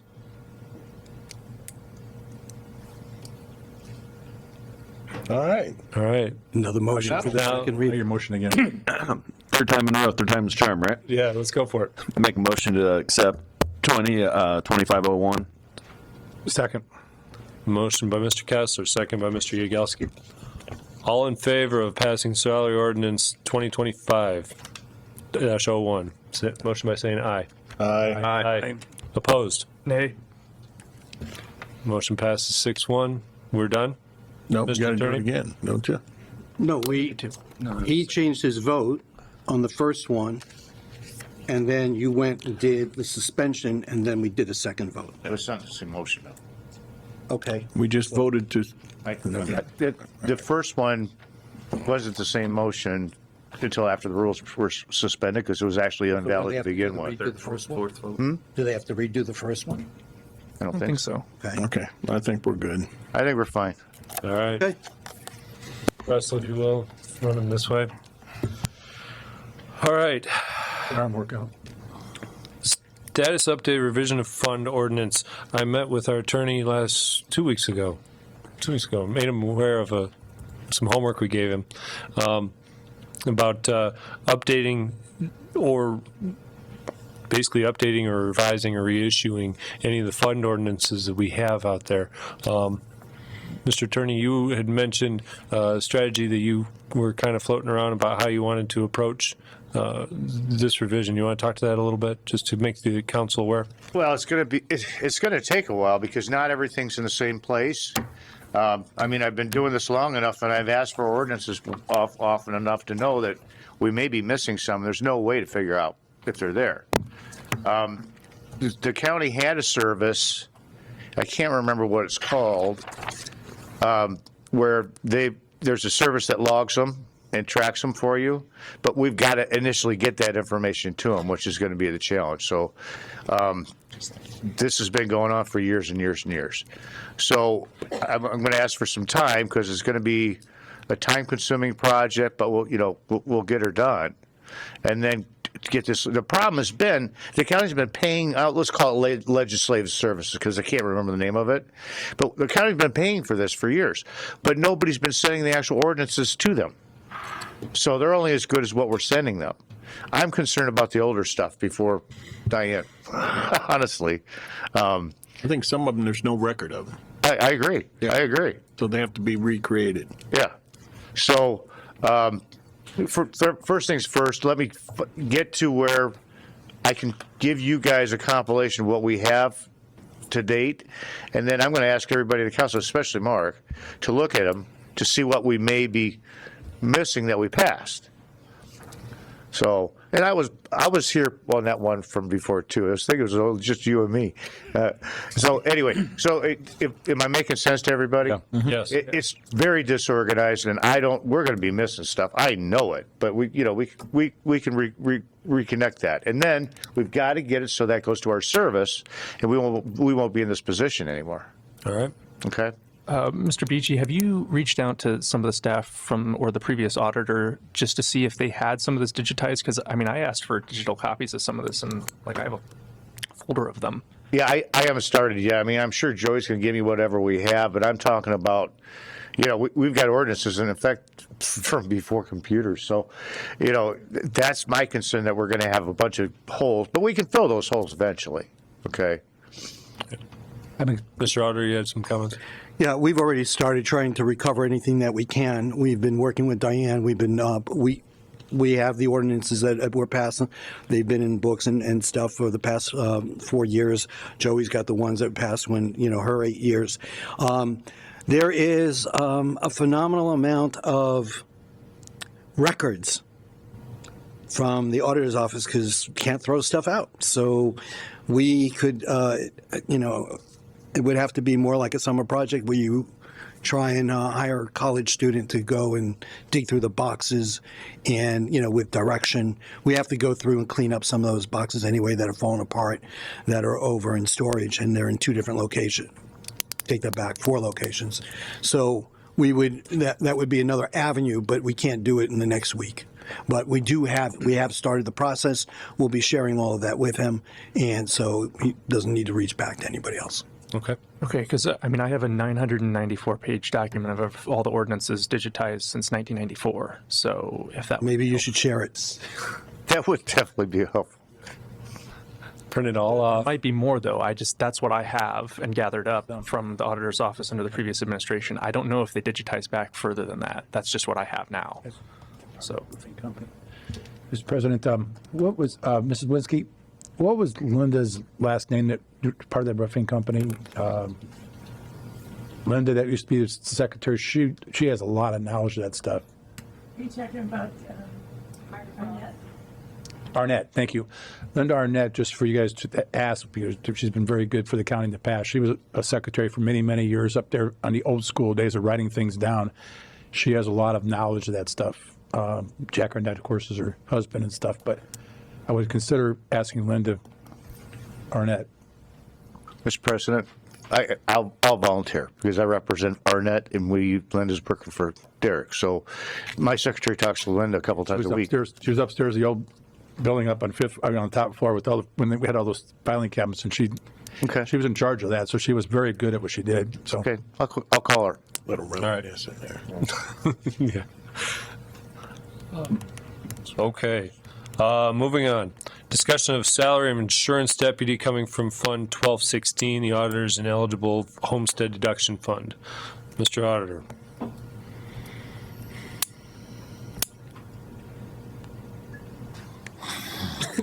First of all, we are in the process. We'll be interviewing, we hope, this week for that position. But before we do, and one of the reasons why we kind of pushed it back a little bit is that we started thinking through this ineligible fund, as it's called.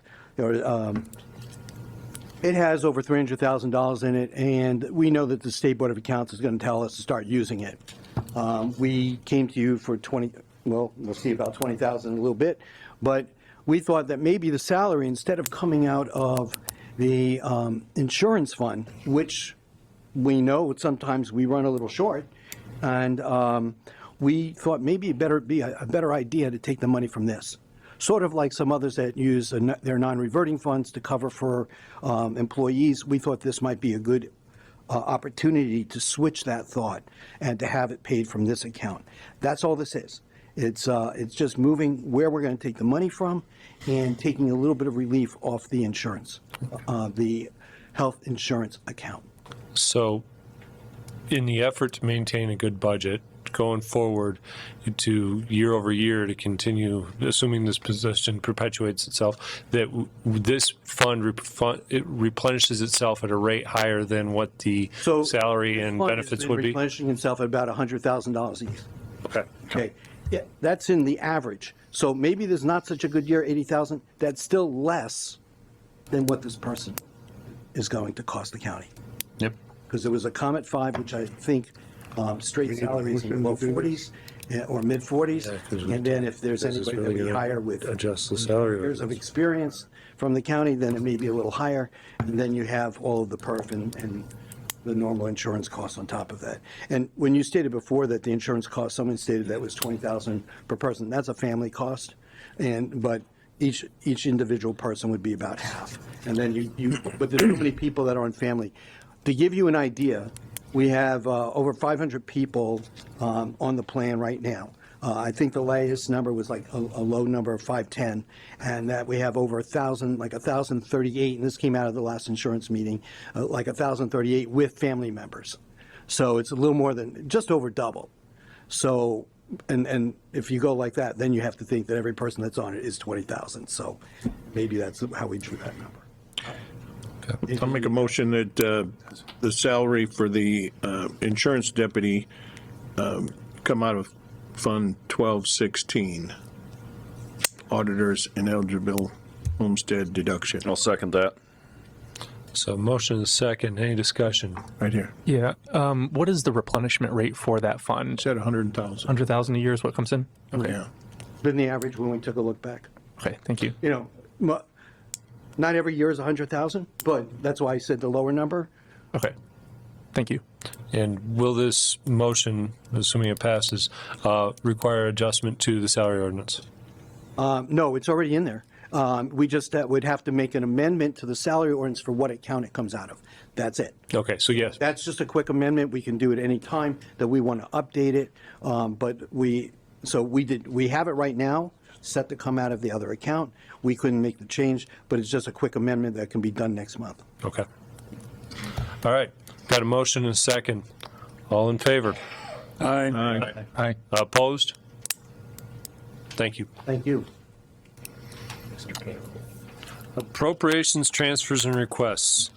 LaPorte County Juvenile Detention Center, actually Services Center, should be on here. Requesting additional appropriation to purchase 3 vehicles. Suggested account is Lit Economic Development. Amount is $125,000. Thank you for being patient. Director Campbell. Motion to approve. Second. I have a motion and a second. Anything to add, Director Campbell? No, sir. No, sir. With that, Thank you very much for being patient with us. all in favor? Aye. Aye. Opposed? Nay. All right. Motion passes. Thank you. Everybody knows Thank mine you. now. You're welcome. We're serious this time. Go pick them up tomorrow. LaPorte County Health Department, permission to appropriate funds from local public health service fund for office equipment in the amount of $10,000.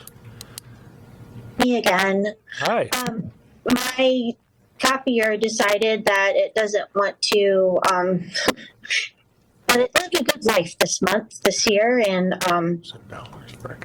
it needs to be replaced. And I didn't plan on that in my budget for this year, so that's why I need more money. It's going to be close to $11,000 to replace our copier. Where are you getting the copier from, you know? From Kemp's. Okay. Mr. President, I talked with Darlene over this, just the replacement. We have a program through Kemp, so motion to approve. Okay, motion approved from Mr. Yagowski. Do I have a second? Second. Second from Mr. Keel. All in favor? Aye. Aye. Any opposed? Thank you. Thank you. If you would hang on for just a moment, we have the request to replace a clerical position with a medical assistant. Can you speak to that a little bit? Correct. So it's kind of the same idea of when I was having such a hard time hiring a nurse to replace that position with the MA. We're in a position now where we're expanding our clinics. A medical assistant can work in the clinic doing medical assistant stuff, but they can also do the clerical, and most doctors' offices, that's what they do. So the clerical work now is already a collateral duty for our existing medical assistant.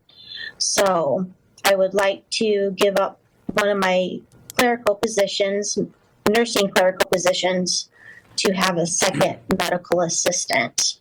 I do have the funds available. It is not a significant increase to the budget. So in reference, we looked at the salary grid just before we approved it. You're looking from changing to a Comet 4 position to a Comet 5. Is that correct? Okay. Yes. All right. Any questions from the council? If not, I'll take a motion. Motion approved. Motion approved from Mr. Novak. Second. Second from Mr. Keel. Any discussion? With that, all in favor? Aye. Aye. Any opposed? Motion passes. Thank you, Thank you, Amanda. gentlemen. Have a good evening. You too. LaPorte County Coroner, approval of appropriations for Coroner's non-reverting fund 2053, 2,000 to the 20200, 2,000 to the 30027. Is Lynn online? I am. Good evening. Good evening. I had to get clarification on the 2,000 because that I had not requested 2,000. I had just requested enough appropriated for the textbooks, the hotel stays that we talked about last month, and then $60 for a webinar that 2 of us are attending. And I was just told that they were going to set it at 2,000 in the auditor's office. Apparently, Joey was just going to set it at 2,000, so I didn't have to come back as often. Go ahead. Yeah. Okay.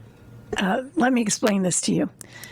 Several of our funds, like non-reverting funds or additional funds, are appropriated every year with the budget, but this year we have several that have not been appropriated.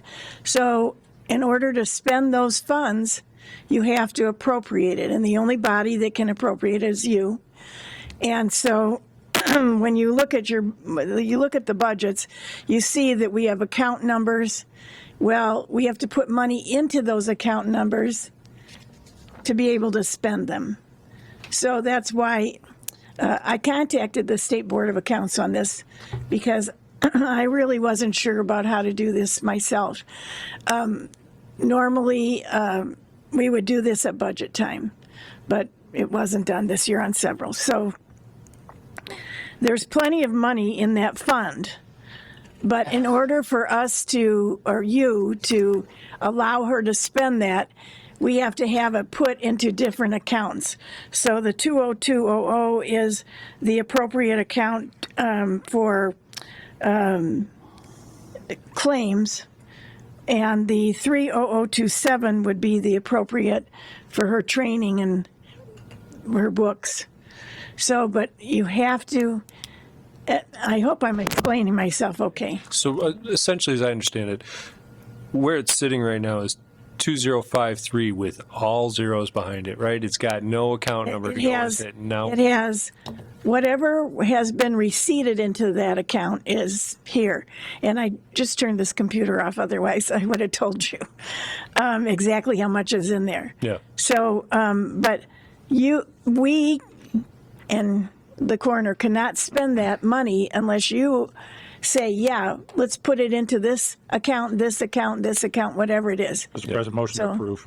Motion from Mr. Yagowski. You're going to have quite a few of these Motion during approved. the next couple months. So a motion to approve. Do I have a second? I'll second. Second from Mr. Kessler. Any questions? That, all in favor? Aye. Any opposed? Yay. So now that that's appropriated, now she's going to ask you if she can spend $835 out of that fund. Is that true, Ms. Swanson? That's true. I'm so confused by this because for the past 4 years, this is not how we've done it, but I'm learning, so. This is a new fund. I'm sorry? This is a new fund. It's, I think you just created it last year, if I'm not mistaken. Right, but I mean, so the way we've done the non-reverting fund is different than what it's been done, at least for the past 4 years that I was in. So I'm learning how it has to go now. That I have to come and ask for it to be appropriated into the fund, and then I have to ask permission, or is it vice versa? Well, so as I understand it, depends on how the ordinance. with the 2,000 that we've appropriated, the balance that's left, you would just have to come for permission to spend because it's already appropriated. Okay. Is that correct? Ms. Swanson, the benefit of that is that you don't have to necessarily wait for the timelines that normally come with an appropriations process. So by it already being appropriated, you can come on a shorter notice without having to go through the advertisement requirements to get it appropriated, because all you need right now is a permission to spend for the remaining portion. Okay. So we're streamlining it for you. Okay. Thank you. Okay. Make a motion to grant permission to spend the 835. Motion from Mr. Kessler. Second. Second from Mr. Keel. All in favor? Aye. Aye. All opposed? Yay. I have a question for regarding last month's meeting for Miss Swanson, if she's still there. I am. Hey, I got a question. I pertained to an email I received that last month when you requested to purchase a TV and the county council here didn't give you a permission that I see on an email that you had purchased it even prior to the meeting, probably about a week prior. Is that correct? I had purchased it, and I did explain to Mrs. Grammarosa at that time that it had been purchased because it was on a Black Friday sale for a 55-inch TV for $147.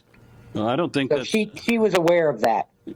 Well, we weren't, and I think evidently you're just going to spend as you please, and the council doesn't mean anything. We don't have any authority. Is that what you're saying? No, that's not true at all. That's not true at all. That's the feeling I have yet to be turned down for money that I was spending out of a non-reverting account. So I didn't expect that to happen. If I may, Ms. Swanson. Well, I'm sure you didn't. I spoke with the coroner because I'm her liaison, and we spoke about this topic some, and I think maybe where some of the confusion came from is she asked permission to spend out of or asked for an appropriation out of one of her funds back in, I believe it was December, and it was turned down. November. And at that time, she'd already spent the funds, and I don't think we were aware of that. That's probably a little bit uncouth. That being said, she was able to later spend it out of her existing budget that we had already appropriated. So, But that's not an approved item out of that line. She has to come back. I mean, she had You can't buy TVs out of office supplies. But gentlemen, if you recall, we've talked about this even at budget setting time, that we've seen other departments that are spending outside of the defined definition of the account, because we don't really have any strong definitions on what they are. For example, we talked about electrical in terms of the utility, and we were buying parts instead of paying for. Technicality, I got that, but you don't go and cheat the system.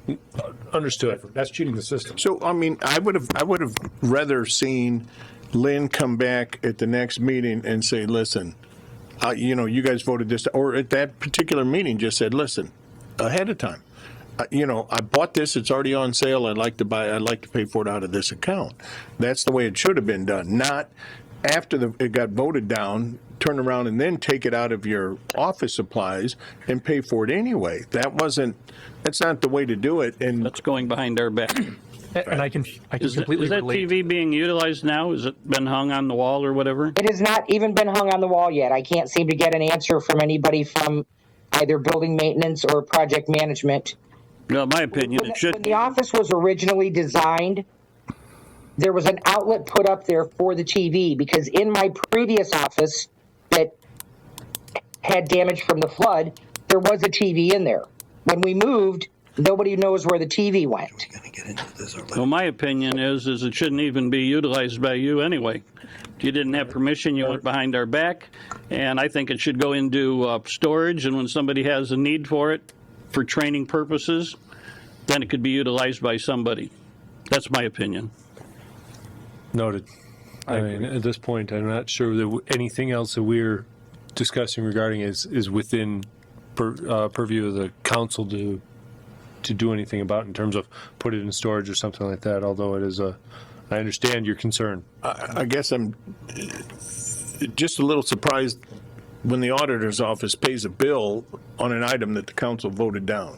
But I don't know how that all. He gave the Visa card to her to start. He bought it with the Visa card, so he did it himself. The auditor did. It was also the purchase had been made before the auditor's Visa card. Then all she had to do was it come forward at the beginning when she asked for the money out of her perpetuation fund and just say, I bought this, it was on sale, I'd like to pay for it. Loud and clear. At this point, is there anything that we can do as a council that we want to go forward, or are we? You can make a motion to shelve it if you think that's what he wants to do. I'll make that motion to shelve it. Motion from Mr. Mullenhour. Yeah, I don't know if that's. Second from Mr. Yagowski. Question. Mr. Attorney. Question. Is that within the rights of us as a council being the fiduciary body of the county? Since technically research it. it's a commissioner's TV. Sorry, I'm used to you guys doing stuff that you can't do anyway, so You're so funny. Your job is to keep me It's out not of really the council's authority, perhaps the county commissioners, but Okay, well, it I doesn't believe it's hurt their anything. TV now. right. I assume then that the money that was removed from my office supplies account will be put back in? I don't know about that. That was last year. That's what was used to pay for the television, so I don't know what we're going to put back in. So she used that instead of you appropriating anything. She had funds there available. End of discussion. We're not going forward with this motion, are we? So the commissioners. It's really, if it's, Commissioners can do it too. if it's, this is a commissioners, Board of Commissioners action, then I think that, You withdraw your motion? I don't, The it wasn't commissioners seconded can- anyway, but I'll just. I think it was second. I withdraw. But it can refer to the commissioners, let them deal. I hope we'll chalk this up to a learning and experience for our department heads. I You're mean, right, because you happen to know there's 7 TVs right outside of her office. One is the 85-inch screen TV. Mr. There's, Yagowski, I'm not done. Hang on a second. Just a second, please. There's a room right down the hall. It's a conference room that they train. There's a training Absolutely. up there. You've all seen it. We have abilities to use all those up there, so that's where it became a question. Otherwise, we would not have a big deal about it. Correct. There's that many available for her. and that was the reason, from my recollection, why we denied the motion. Okay. may I speak? Yes, please. Okay. Mr. Yagowski's saying that there are 7 TVs up there. I was in the office on Friday. I went around in the training room that he's talking about. There is not a TV in there. What's on the back wall where the TV was is a giant glass board to write on. So there's no TV. There's shelving in there and there's a desk. We're in the hallway. So. There's no place for me to take there my is. people and all of their equipment and their paperwork to go in there to do training. I will get Darlene to get her one. Yeah, she not that. She can go utilize it. We'll get the area she has. There's one right outside of her room. It's 85-inch. She will have one available. All right. Thank you. Moving on. Because I'm taking that you've withdrawn your motion, Mr. Molinaro. Thank you. All right. Where were we? Now, LaPorte County Clerk of the Circuit Court requesting what's listed here is a transfer for election expense supplies. Mrs. Stevens? Mrs. Barney? Good evening. So, if I may, if I can start based on our discussion earlier. So originally I understand that there was a request for additional appropriation, which I confirmed was in the advertisement. I see here that we were listed as a request for transfer with some suggested accounts. So could you walk through the reason for an appropriation over a transfer? So first of all, what was the amount that was advertised? The amount that was advertised was, I believe it's this 25,566.61. Thank you. That's not the right amount. The actual amount we need is 26,221.21, and the request was for additional appropriation, not a transfer. So what happened in the budget hearing is you guys took away our election budget, which is over $300,000 because there's no election this year. However, we got 2 invoices from the 2 companies we used for software maintenance. And part of that at budget hearings, in my opinion, is if we know that those monies are coming, maybe not exact amounts, but approximate amounts, and know those are coming, is have that listed as part of the budget. Because if you recall, Ms. Stevens, when we asked the question, we asked, well, I'll need it, but didn't have specifics, right? You weren't quite prepared with that level of detail, which We never know. We didn't have We the never invoices know at the that amounts. So at that time, what I said was, I'm going to have bills to pay, and it was, okay, come back and ask for an additional appropriation. which is, yes, So that is we're here. accurate. Yep. So we have an advertised amount that is less than what you're asking for. It sounds like it's about $1,000 short. Now, why is it $1,000 less? Exactly. Why, I don't know why the amounts were changed. I don't know. I don't see anywhere else where there are suggestions about where the money should be transferred from. We're not asking for a transfer. May I? Mr. Auditor. I have 2 invoices in front of me. One of them apparently has a payment that was applied to it of $1,099.50. I don't know where that's from, but I have a $13,210.50 and I have a $12,000. Those 2 equal $25,210.50. This is what was supplied. It was also supplied just barely at the right time. There is a budget that is $37,000. And if I recall from when I was on the council and we discussed this, I thought $15,000 of it that was in the printing budget, we weren't sure, but I didn't know if that was for any of this stuff that you might have known. I mean, you've been paying bills for Microvote, and No Wink is brand new. So obviously, everybody should know that was brand new. But microvote is not new. The email that we have in the packet sent by you says $12,000 and $13,210.50. Right. Those are the two amounts. Those don't total 26,000. So I later had a conversation through email with Kylie about an amount. I'm just reading what's right. I'm just reading. I'm sorry. Kylie works for us, and if you want to get something on the budget, this is what I talked about before. I wasn't even copied on the original email. We sent an email to everybody to ask you to put both of us on it so that we could work with it. And speaking to an employee is not going to get you what you need. You need to speak to us. I added you to the email on my response on January 29th.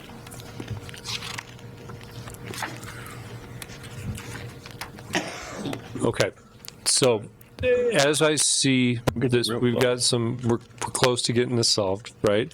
But in order to get you whole, do you need to be able to pay between now and next meeting? No. It could go till into April. Yeah. The request would be Not the that April meeting. any request that we submit stay as it was intended, as it was submitted by the clerk's office. All right. So I'm going to ask, if the council agrees, is to clarify the request, include the three, I think it's 3 invoices here that we're talking about now, and the additional appropriation. And if you've got any other bills that are out there that help substantiate the fact that you're spending into your budget with those bills that support the additional appropriation, I'd add those details. But the biggest detail we're going to need is the 3 invoices for those amounts so that we can get this clear. Unless you see Submitted, appropriation. Well, yeah, the difference that comes in that I was Kylie and then Tabitha about, and I understand that they're your employees, it wasn't part of what we were requesting because at the time I was asking them, should I encumber that amount or would it be entered as a credit card? They told me it would be entered as a credit card. He says, yeah. As it seemed like they were going to pay it out of the 2024 budget. So I thought that was being submitted as a credit card out of the 24 money that was there already. So we didn't do it. I had another appropriation. I went back and forth with Joey on about an encumbrance, and she said that you guys won't approve them until tonight. If that amount wasn't approved as an encumbrance, we would then have to ask for that additional amount.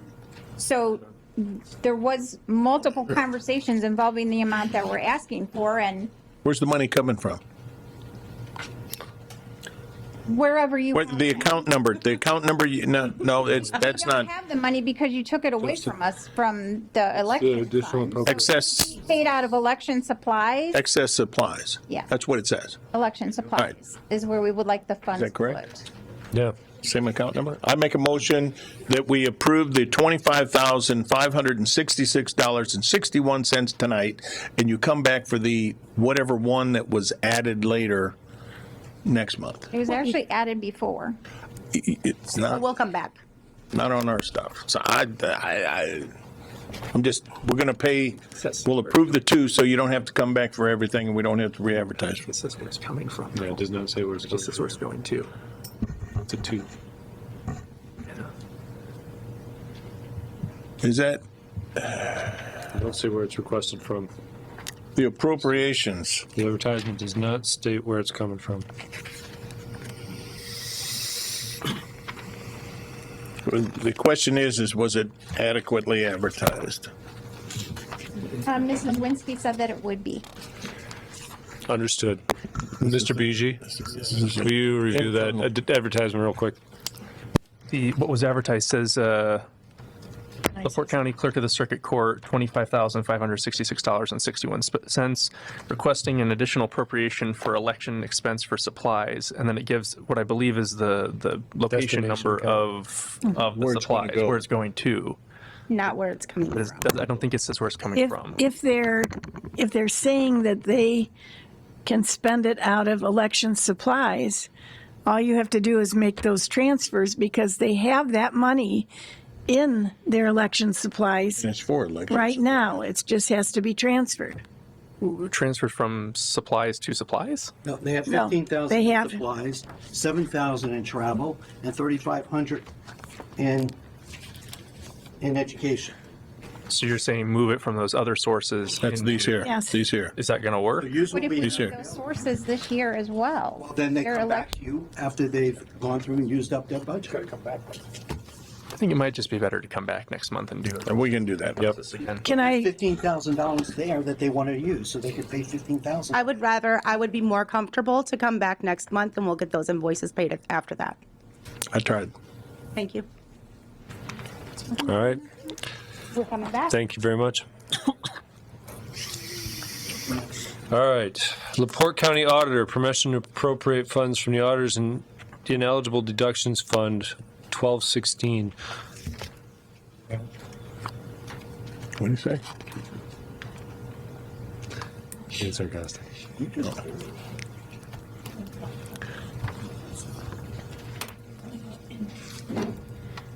Okay, I'll go back.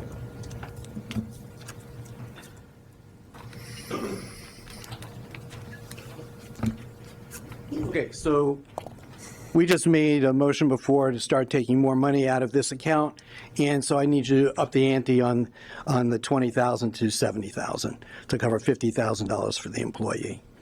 So this is to cover 20,000, which we first came to you, got a motion of support in early January, so that we can do some repairs, buy some.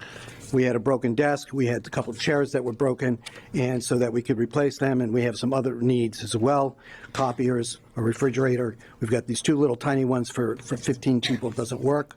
And so laptops, so there's just other things that the 20,000 is to be used for. On the copiers. What's that? On the copiers, I didn't do anything. There wasn't a copier in my office. There was a reason for it. We had shared copiers. Shared. Turn your mic on, sir. There were shared copiers. There was a reason for that. When we redid the area, that was the purpose of the thing.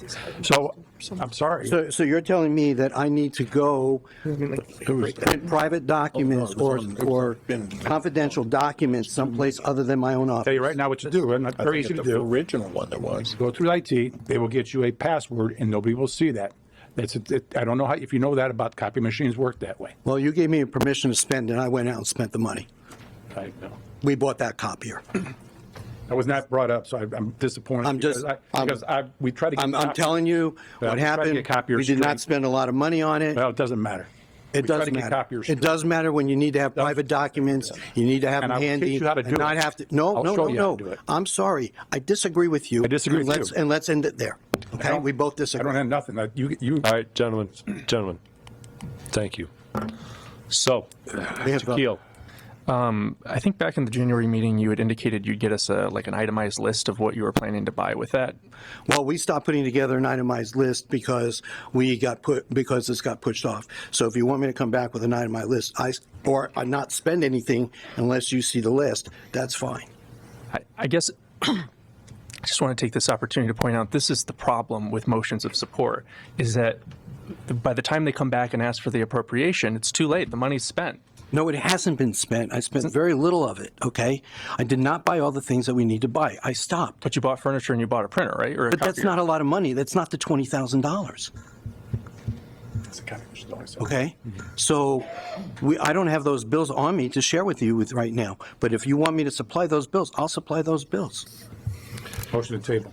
Second. That's fine. Motion and second to table. Whenever I have a problem. Motion to table. How do I pay the Mr. President, we have a motion, we can't talk. Motion to table. Go for the vote. All in favor? Aye. Aye. Aye. Aye. All opposed? Aye. Okay.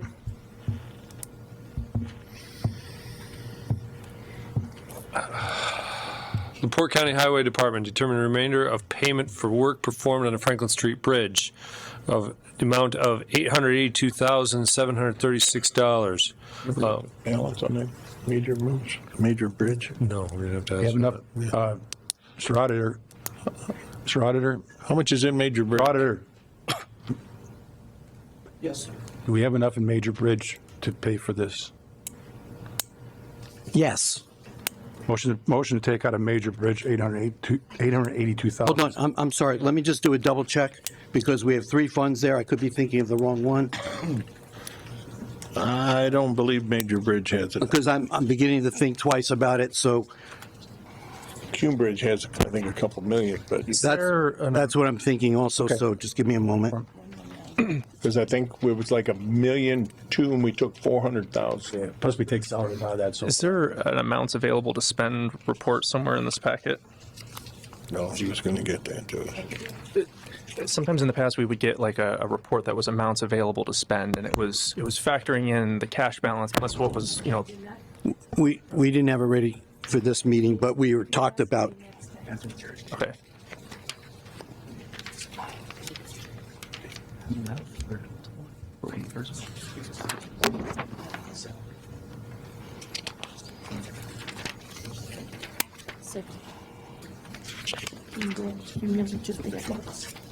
I can make this easy, but I know there's in the. Cumulative Bridge is 3.4 million. What is, gotta take it out of cumulative, $882,736. Microphone. Got it on. Come on over and look at the ring light. Thank you. That's my motion. All right, so motion to take the money from cumulative bridge. No. Do I have a second?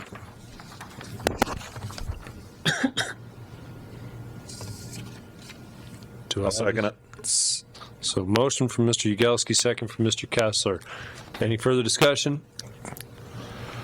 That said, all in favor, say aye. Aye. Opposed? Thank you. LaPorte County Juvenile Probation request to appropriate $700 from, I don't know which accounts these are. We're going to say 02061 to 30120. Mrs. Winsky, could you tell me what the classification are for these accounts? Let me have your. Is there an updated one that you had, Mrs. Winsky? Mrs. Winsky, did you have an updated one? Or she didn't have enough on it? No, I'm looking at the schedule of balances. I thought maybe you might have had an updated. I just turned the computer off. I should have left it on.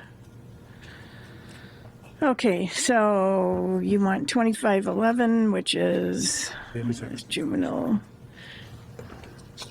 One is their user fees. Let's see. So this would be just transfers, Mrs. Winsky? Yes. Mr. President, since to be transfers, that motion approved. Motion approved from Mr. Yagowski. Do I have a second? Second. Second from Mr. Mullenhour. Any questions? All in favor? Aye. All opposed? Thank you.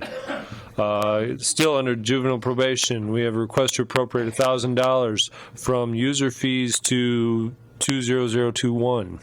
Same thing? Motion approved. Motion approved from Mr. Novak. Second. Second from Mr. Mullenhour. All in favor? Aye. All opposed? Thank you. Port County Prosecutor request to appropriate $12,441.86, which is a carryover amount, into the 20200 claims account. Motion to approve. Motion approved from Mr. Novak. Do I have a second? Second. Second from Mr. Mullenhour.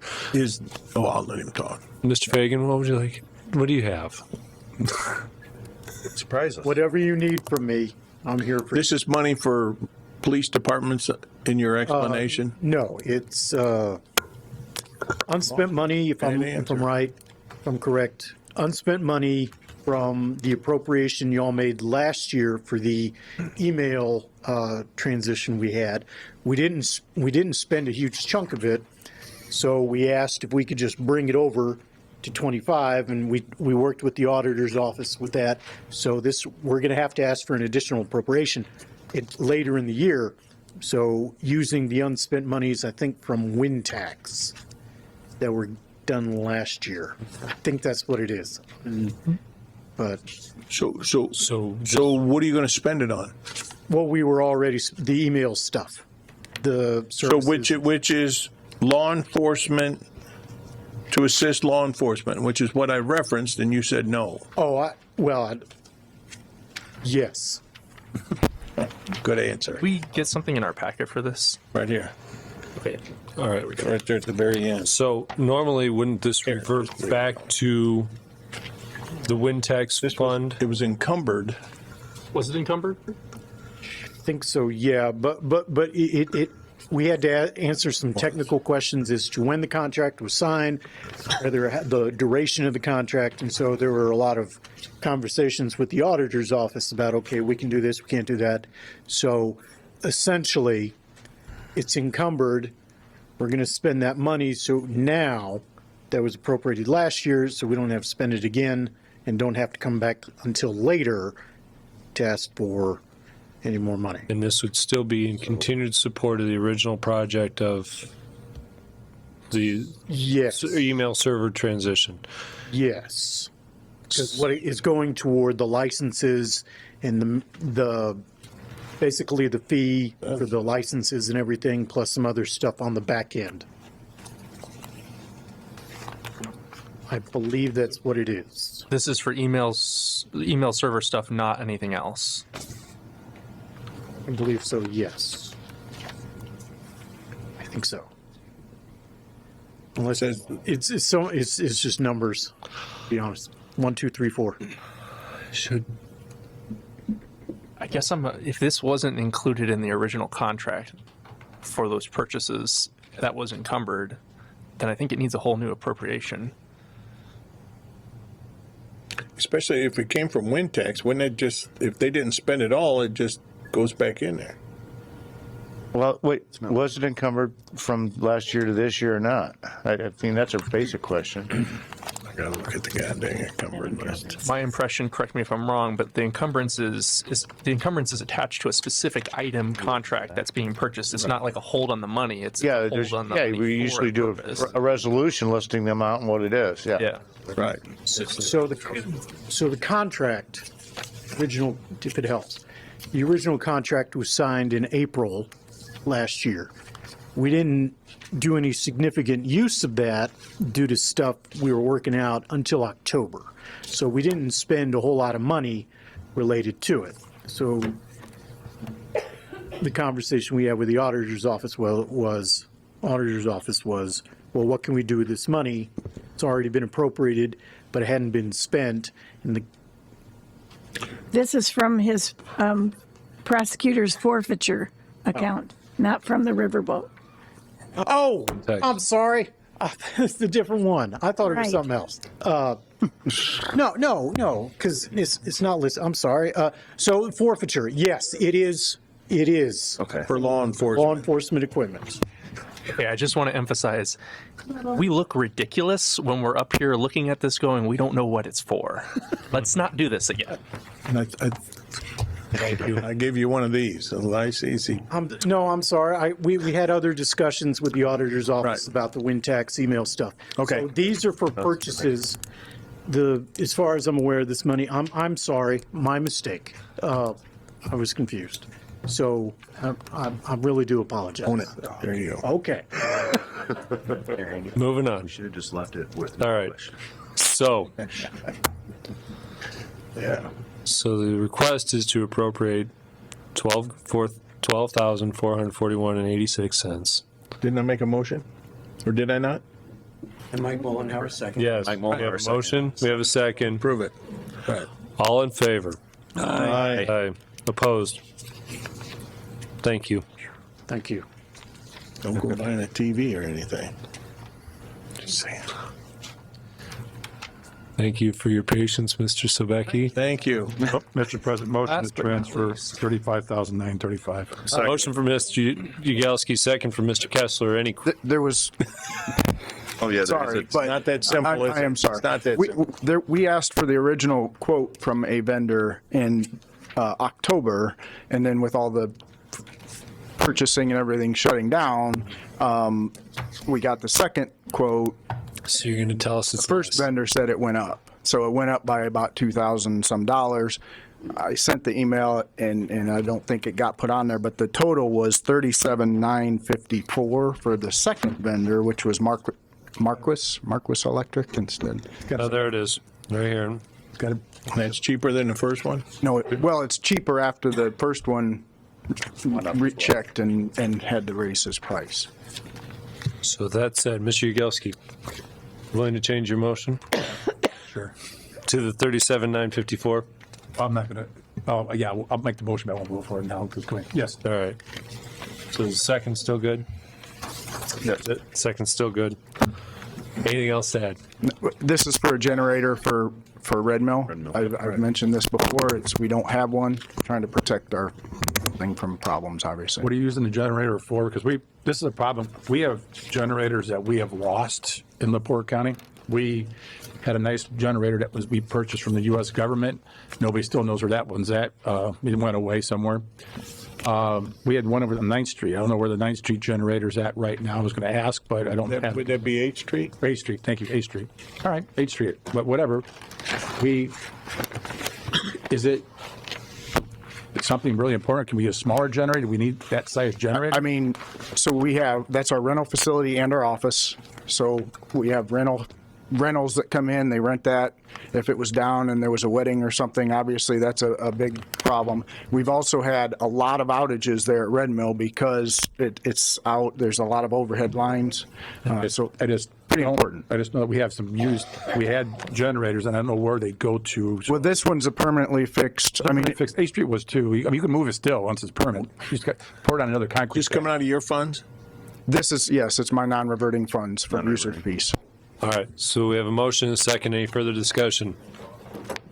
That said, all in favor? Aye. Opposed? Nay. Thank you. Thanks. All right. Council and attorney comments. Start on the other end. Mr. Mullenhour. Nothing. Mr. Keel. I just want to reiterate, I sent about 2 weeks ago a draft of the capital projects ordinance that I put together last year. We talked about it some. Still looking for feedback. I'd really like to see this thing get moving this year, particularly before we get to budget season. We've talked tonight a lot about how we potentially have a revenue problem coming up. Being able to forecast our capital expenditures is a really important part of solving this problem. No, understood. I had some conversation with Council or Commission President Grammarosa with the workshop that we had tonight. Didn't fit before the meeting for tonight, but we just definitely need to keep that moving forward. And I agree with your sentiments there. Right, I agree, because I think the commissioners are the key part of that ordinance, so. I actually spoke with Attorney Beege a couple of weeks ago and said, where does this lie? And definitely comes down to we have to, if we're going to work this as good working government, I mean, being that the commissioners are the purchasers in any of these situations, that's where we definitely have to partner. I'll re-forward it to the commissioners. I think Mr. Hollifield might not have a copy yet. We're looking for you guys to help us be effective in our job. So let me know whatever feedback you might have. Good. Mr. President, I did it. Mr. Mullenhour. At our earlier workshop regarding a committee to possibly help the commissioners look into some of this. Yes. Was discussed. Were you going to? I figured you'd get to that one. Okay, thank you. You're welcome. Reminder. Yes, sir. Mr. Novak. I'd like to be part of that committee. All right. For those that weren't here earlier, it comes down to a committee related to potential reorganization or restructuring related to building maintenance within LaPorte County government. Mr. Passel. All good. Mr. Yagowski. Does anybody have weights and measures? I don't know if it, as far as their liaison? Justin does. But that didn't mean to, I just happened to be in a meeting today and came in attack. So just in case you you want to check with them. It's actually, everybody's been at a job, takes as a part-time job. And so the previous person has wife help. So I had a $20,000 part-time job. So it's $45,000 plus $24,000. I think Mr. Rosenbaum cut it to $12,000 last year at the budget meetings. The council cut it to $12,000. Whatever. Tries to give you credit. I was being nice and see you got to start.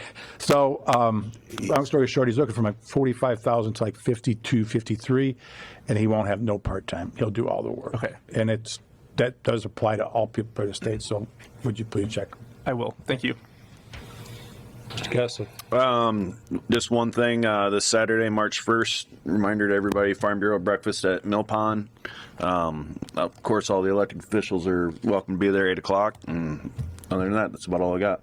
All right. Thank you. Spring's in the air. So, as Mr. Mullenhour had brought up, And Mr. Novak has already volunteered. I'm looking for up to, I guess, 2 other members that would want to be part of building maintenance. Mr. Pressel? Anybody else? Sure. Then, all right. I would too. You don't have to let Mr. Novak. If you want 4 then? Can only have 3. You have to advertise otherwise. Okay. So what's that? What was that last statement, Mr. Molnar? You got the 3, or did you want to? No. Go ahead.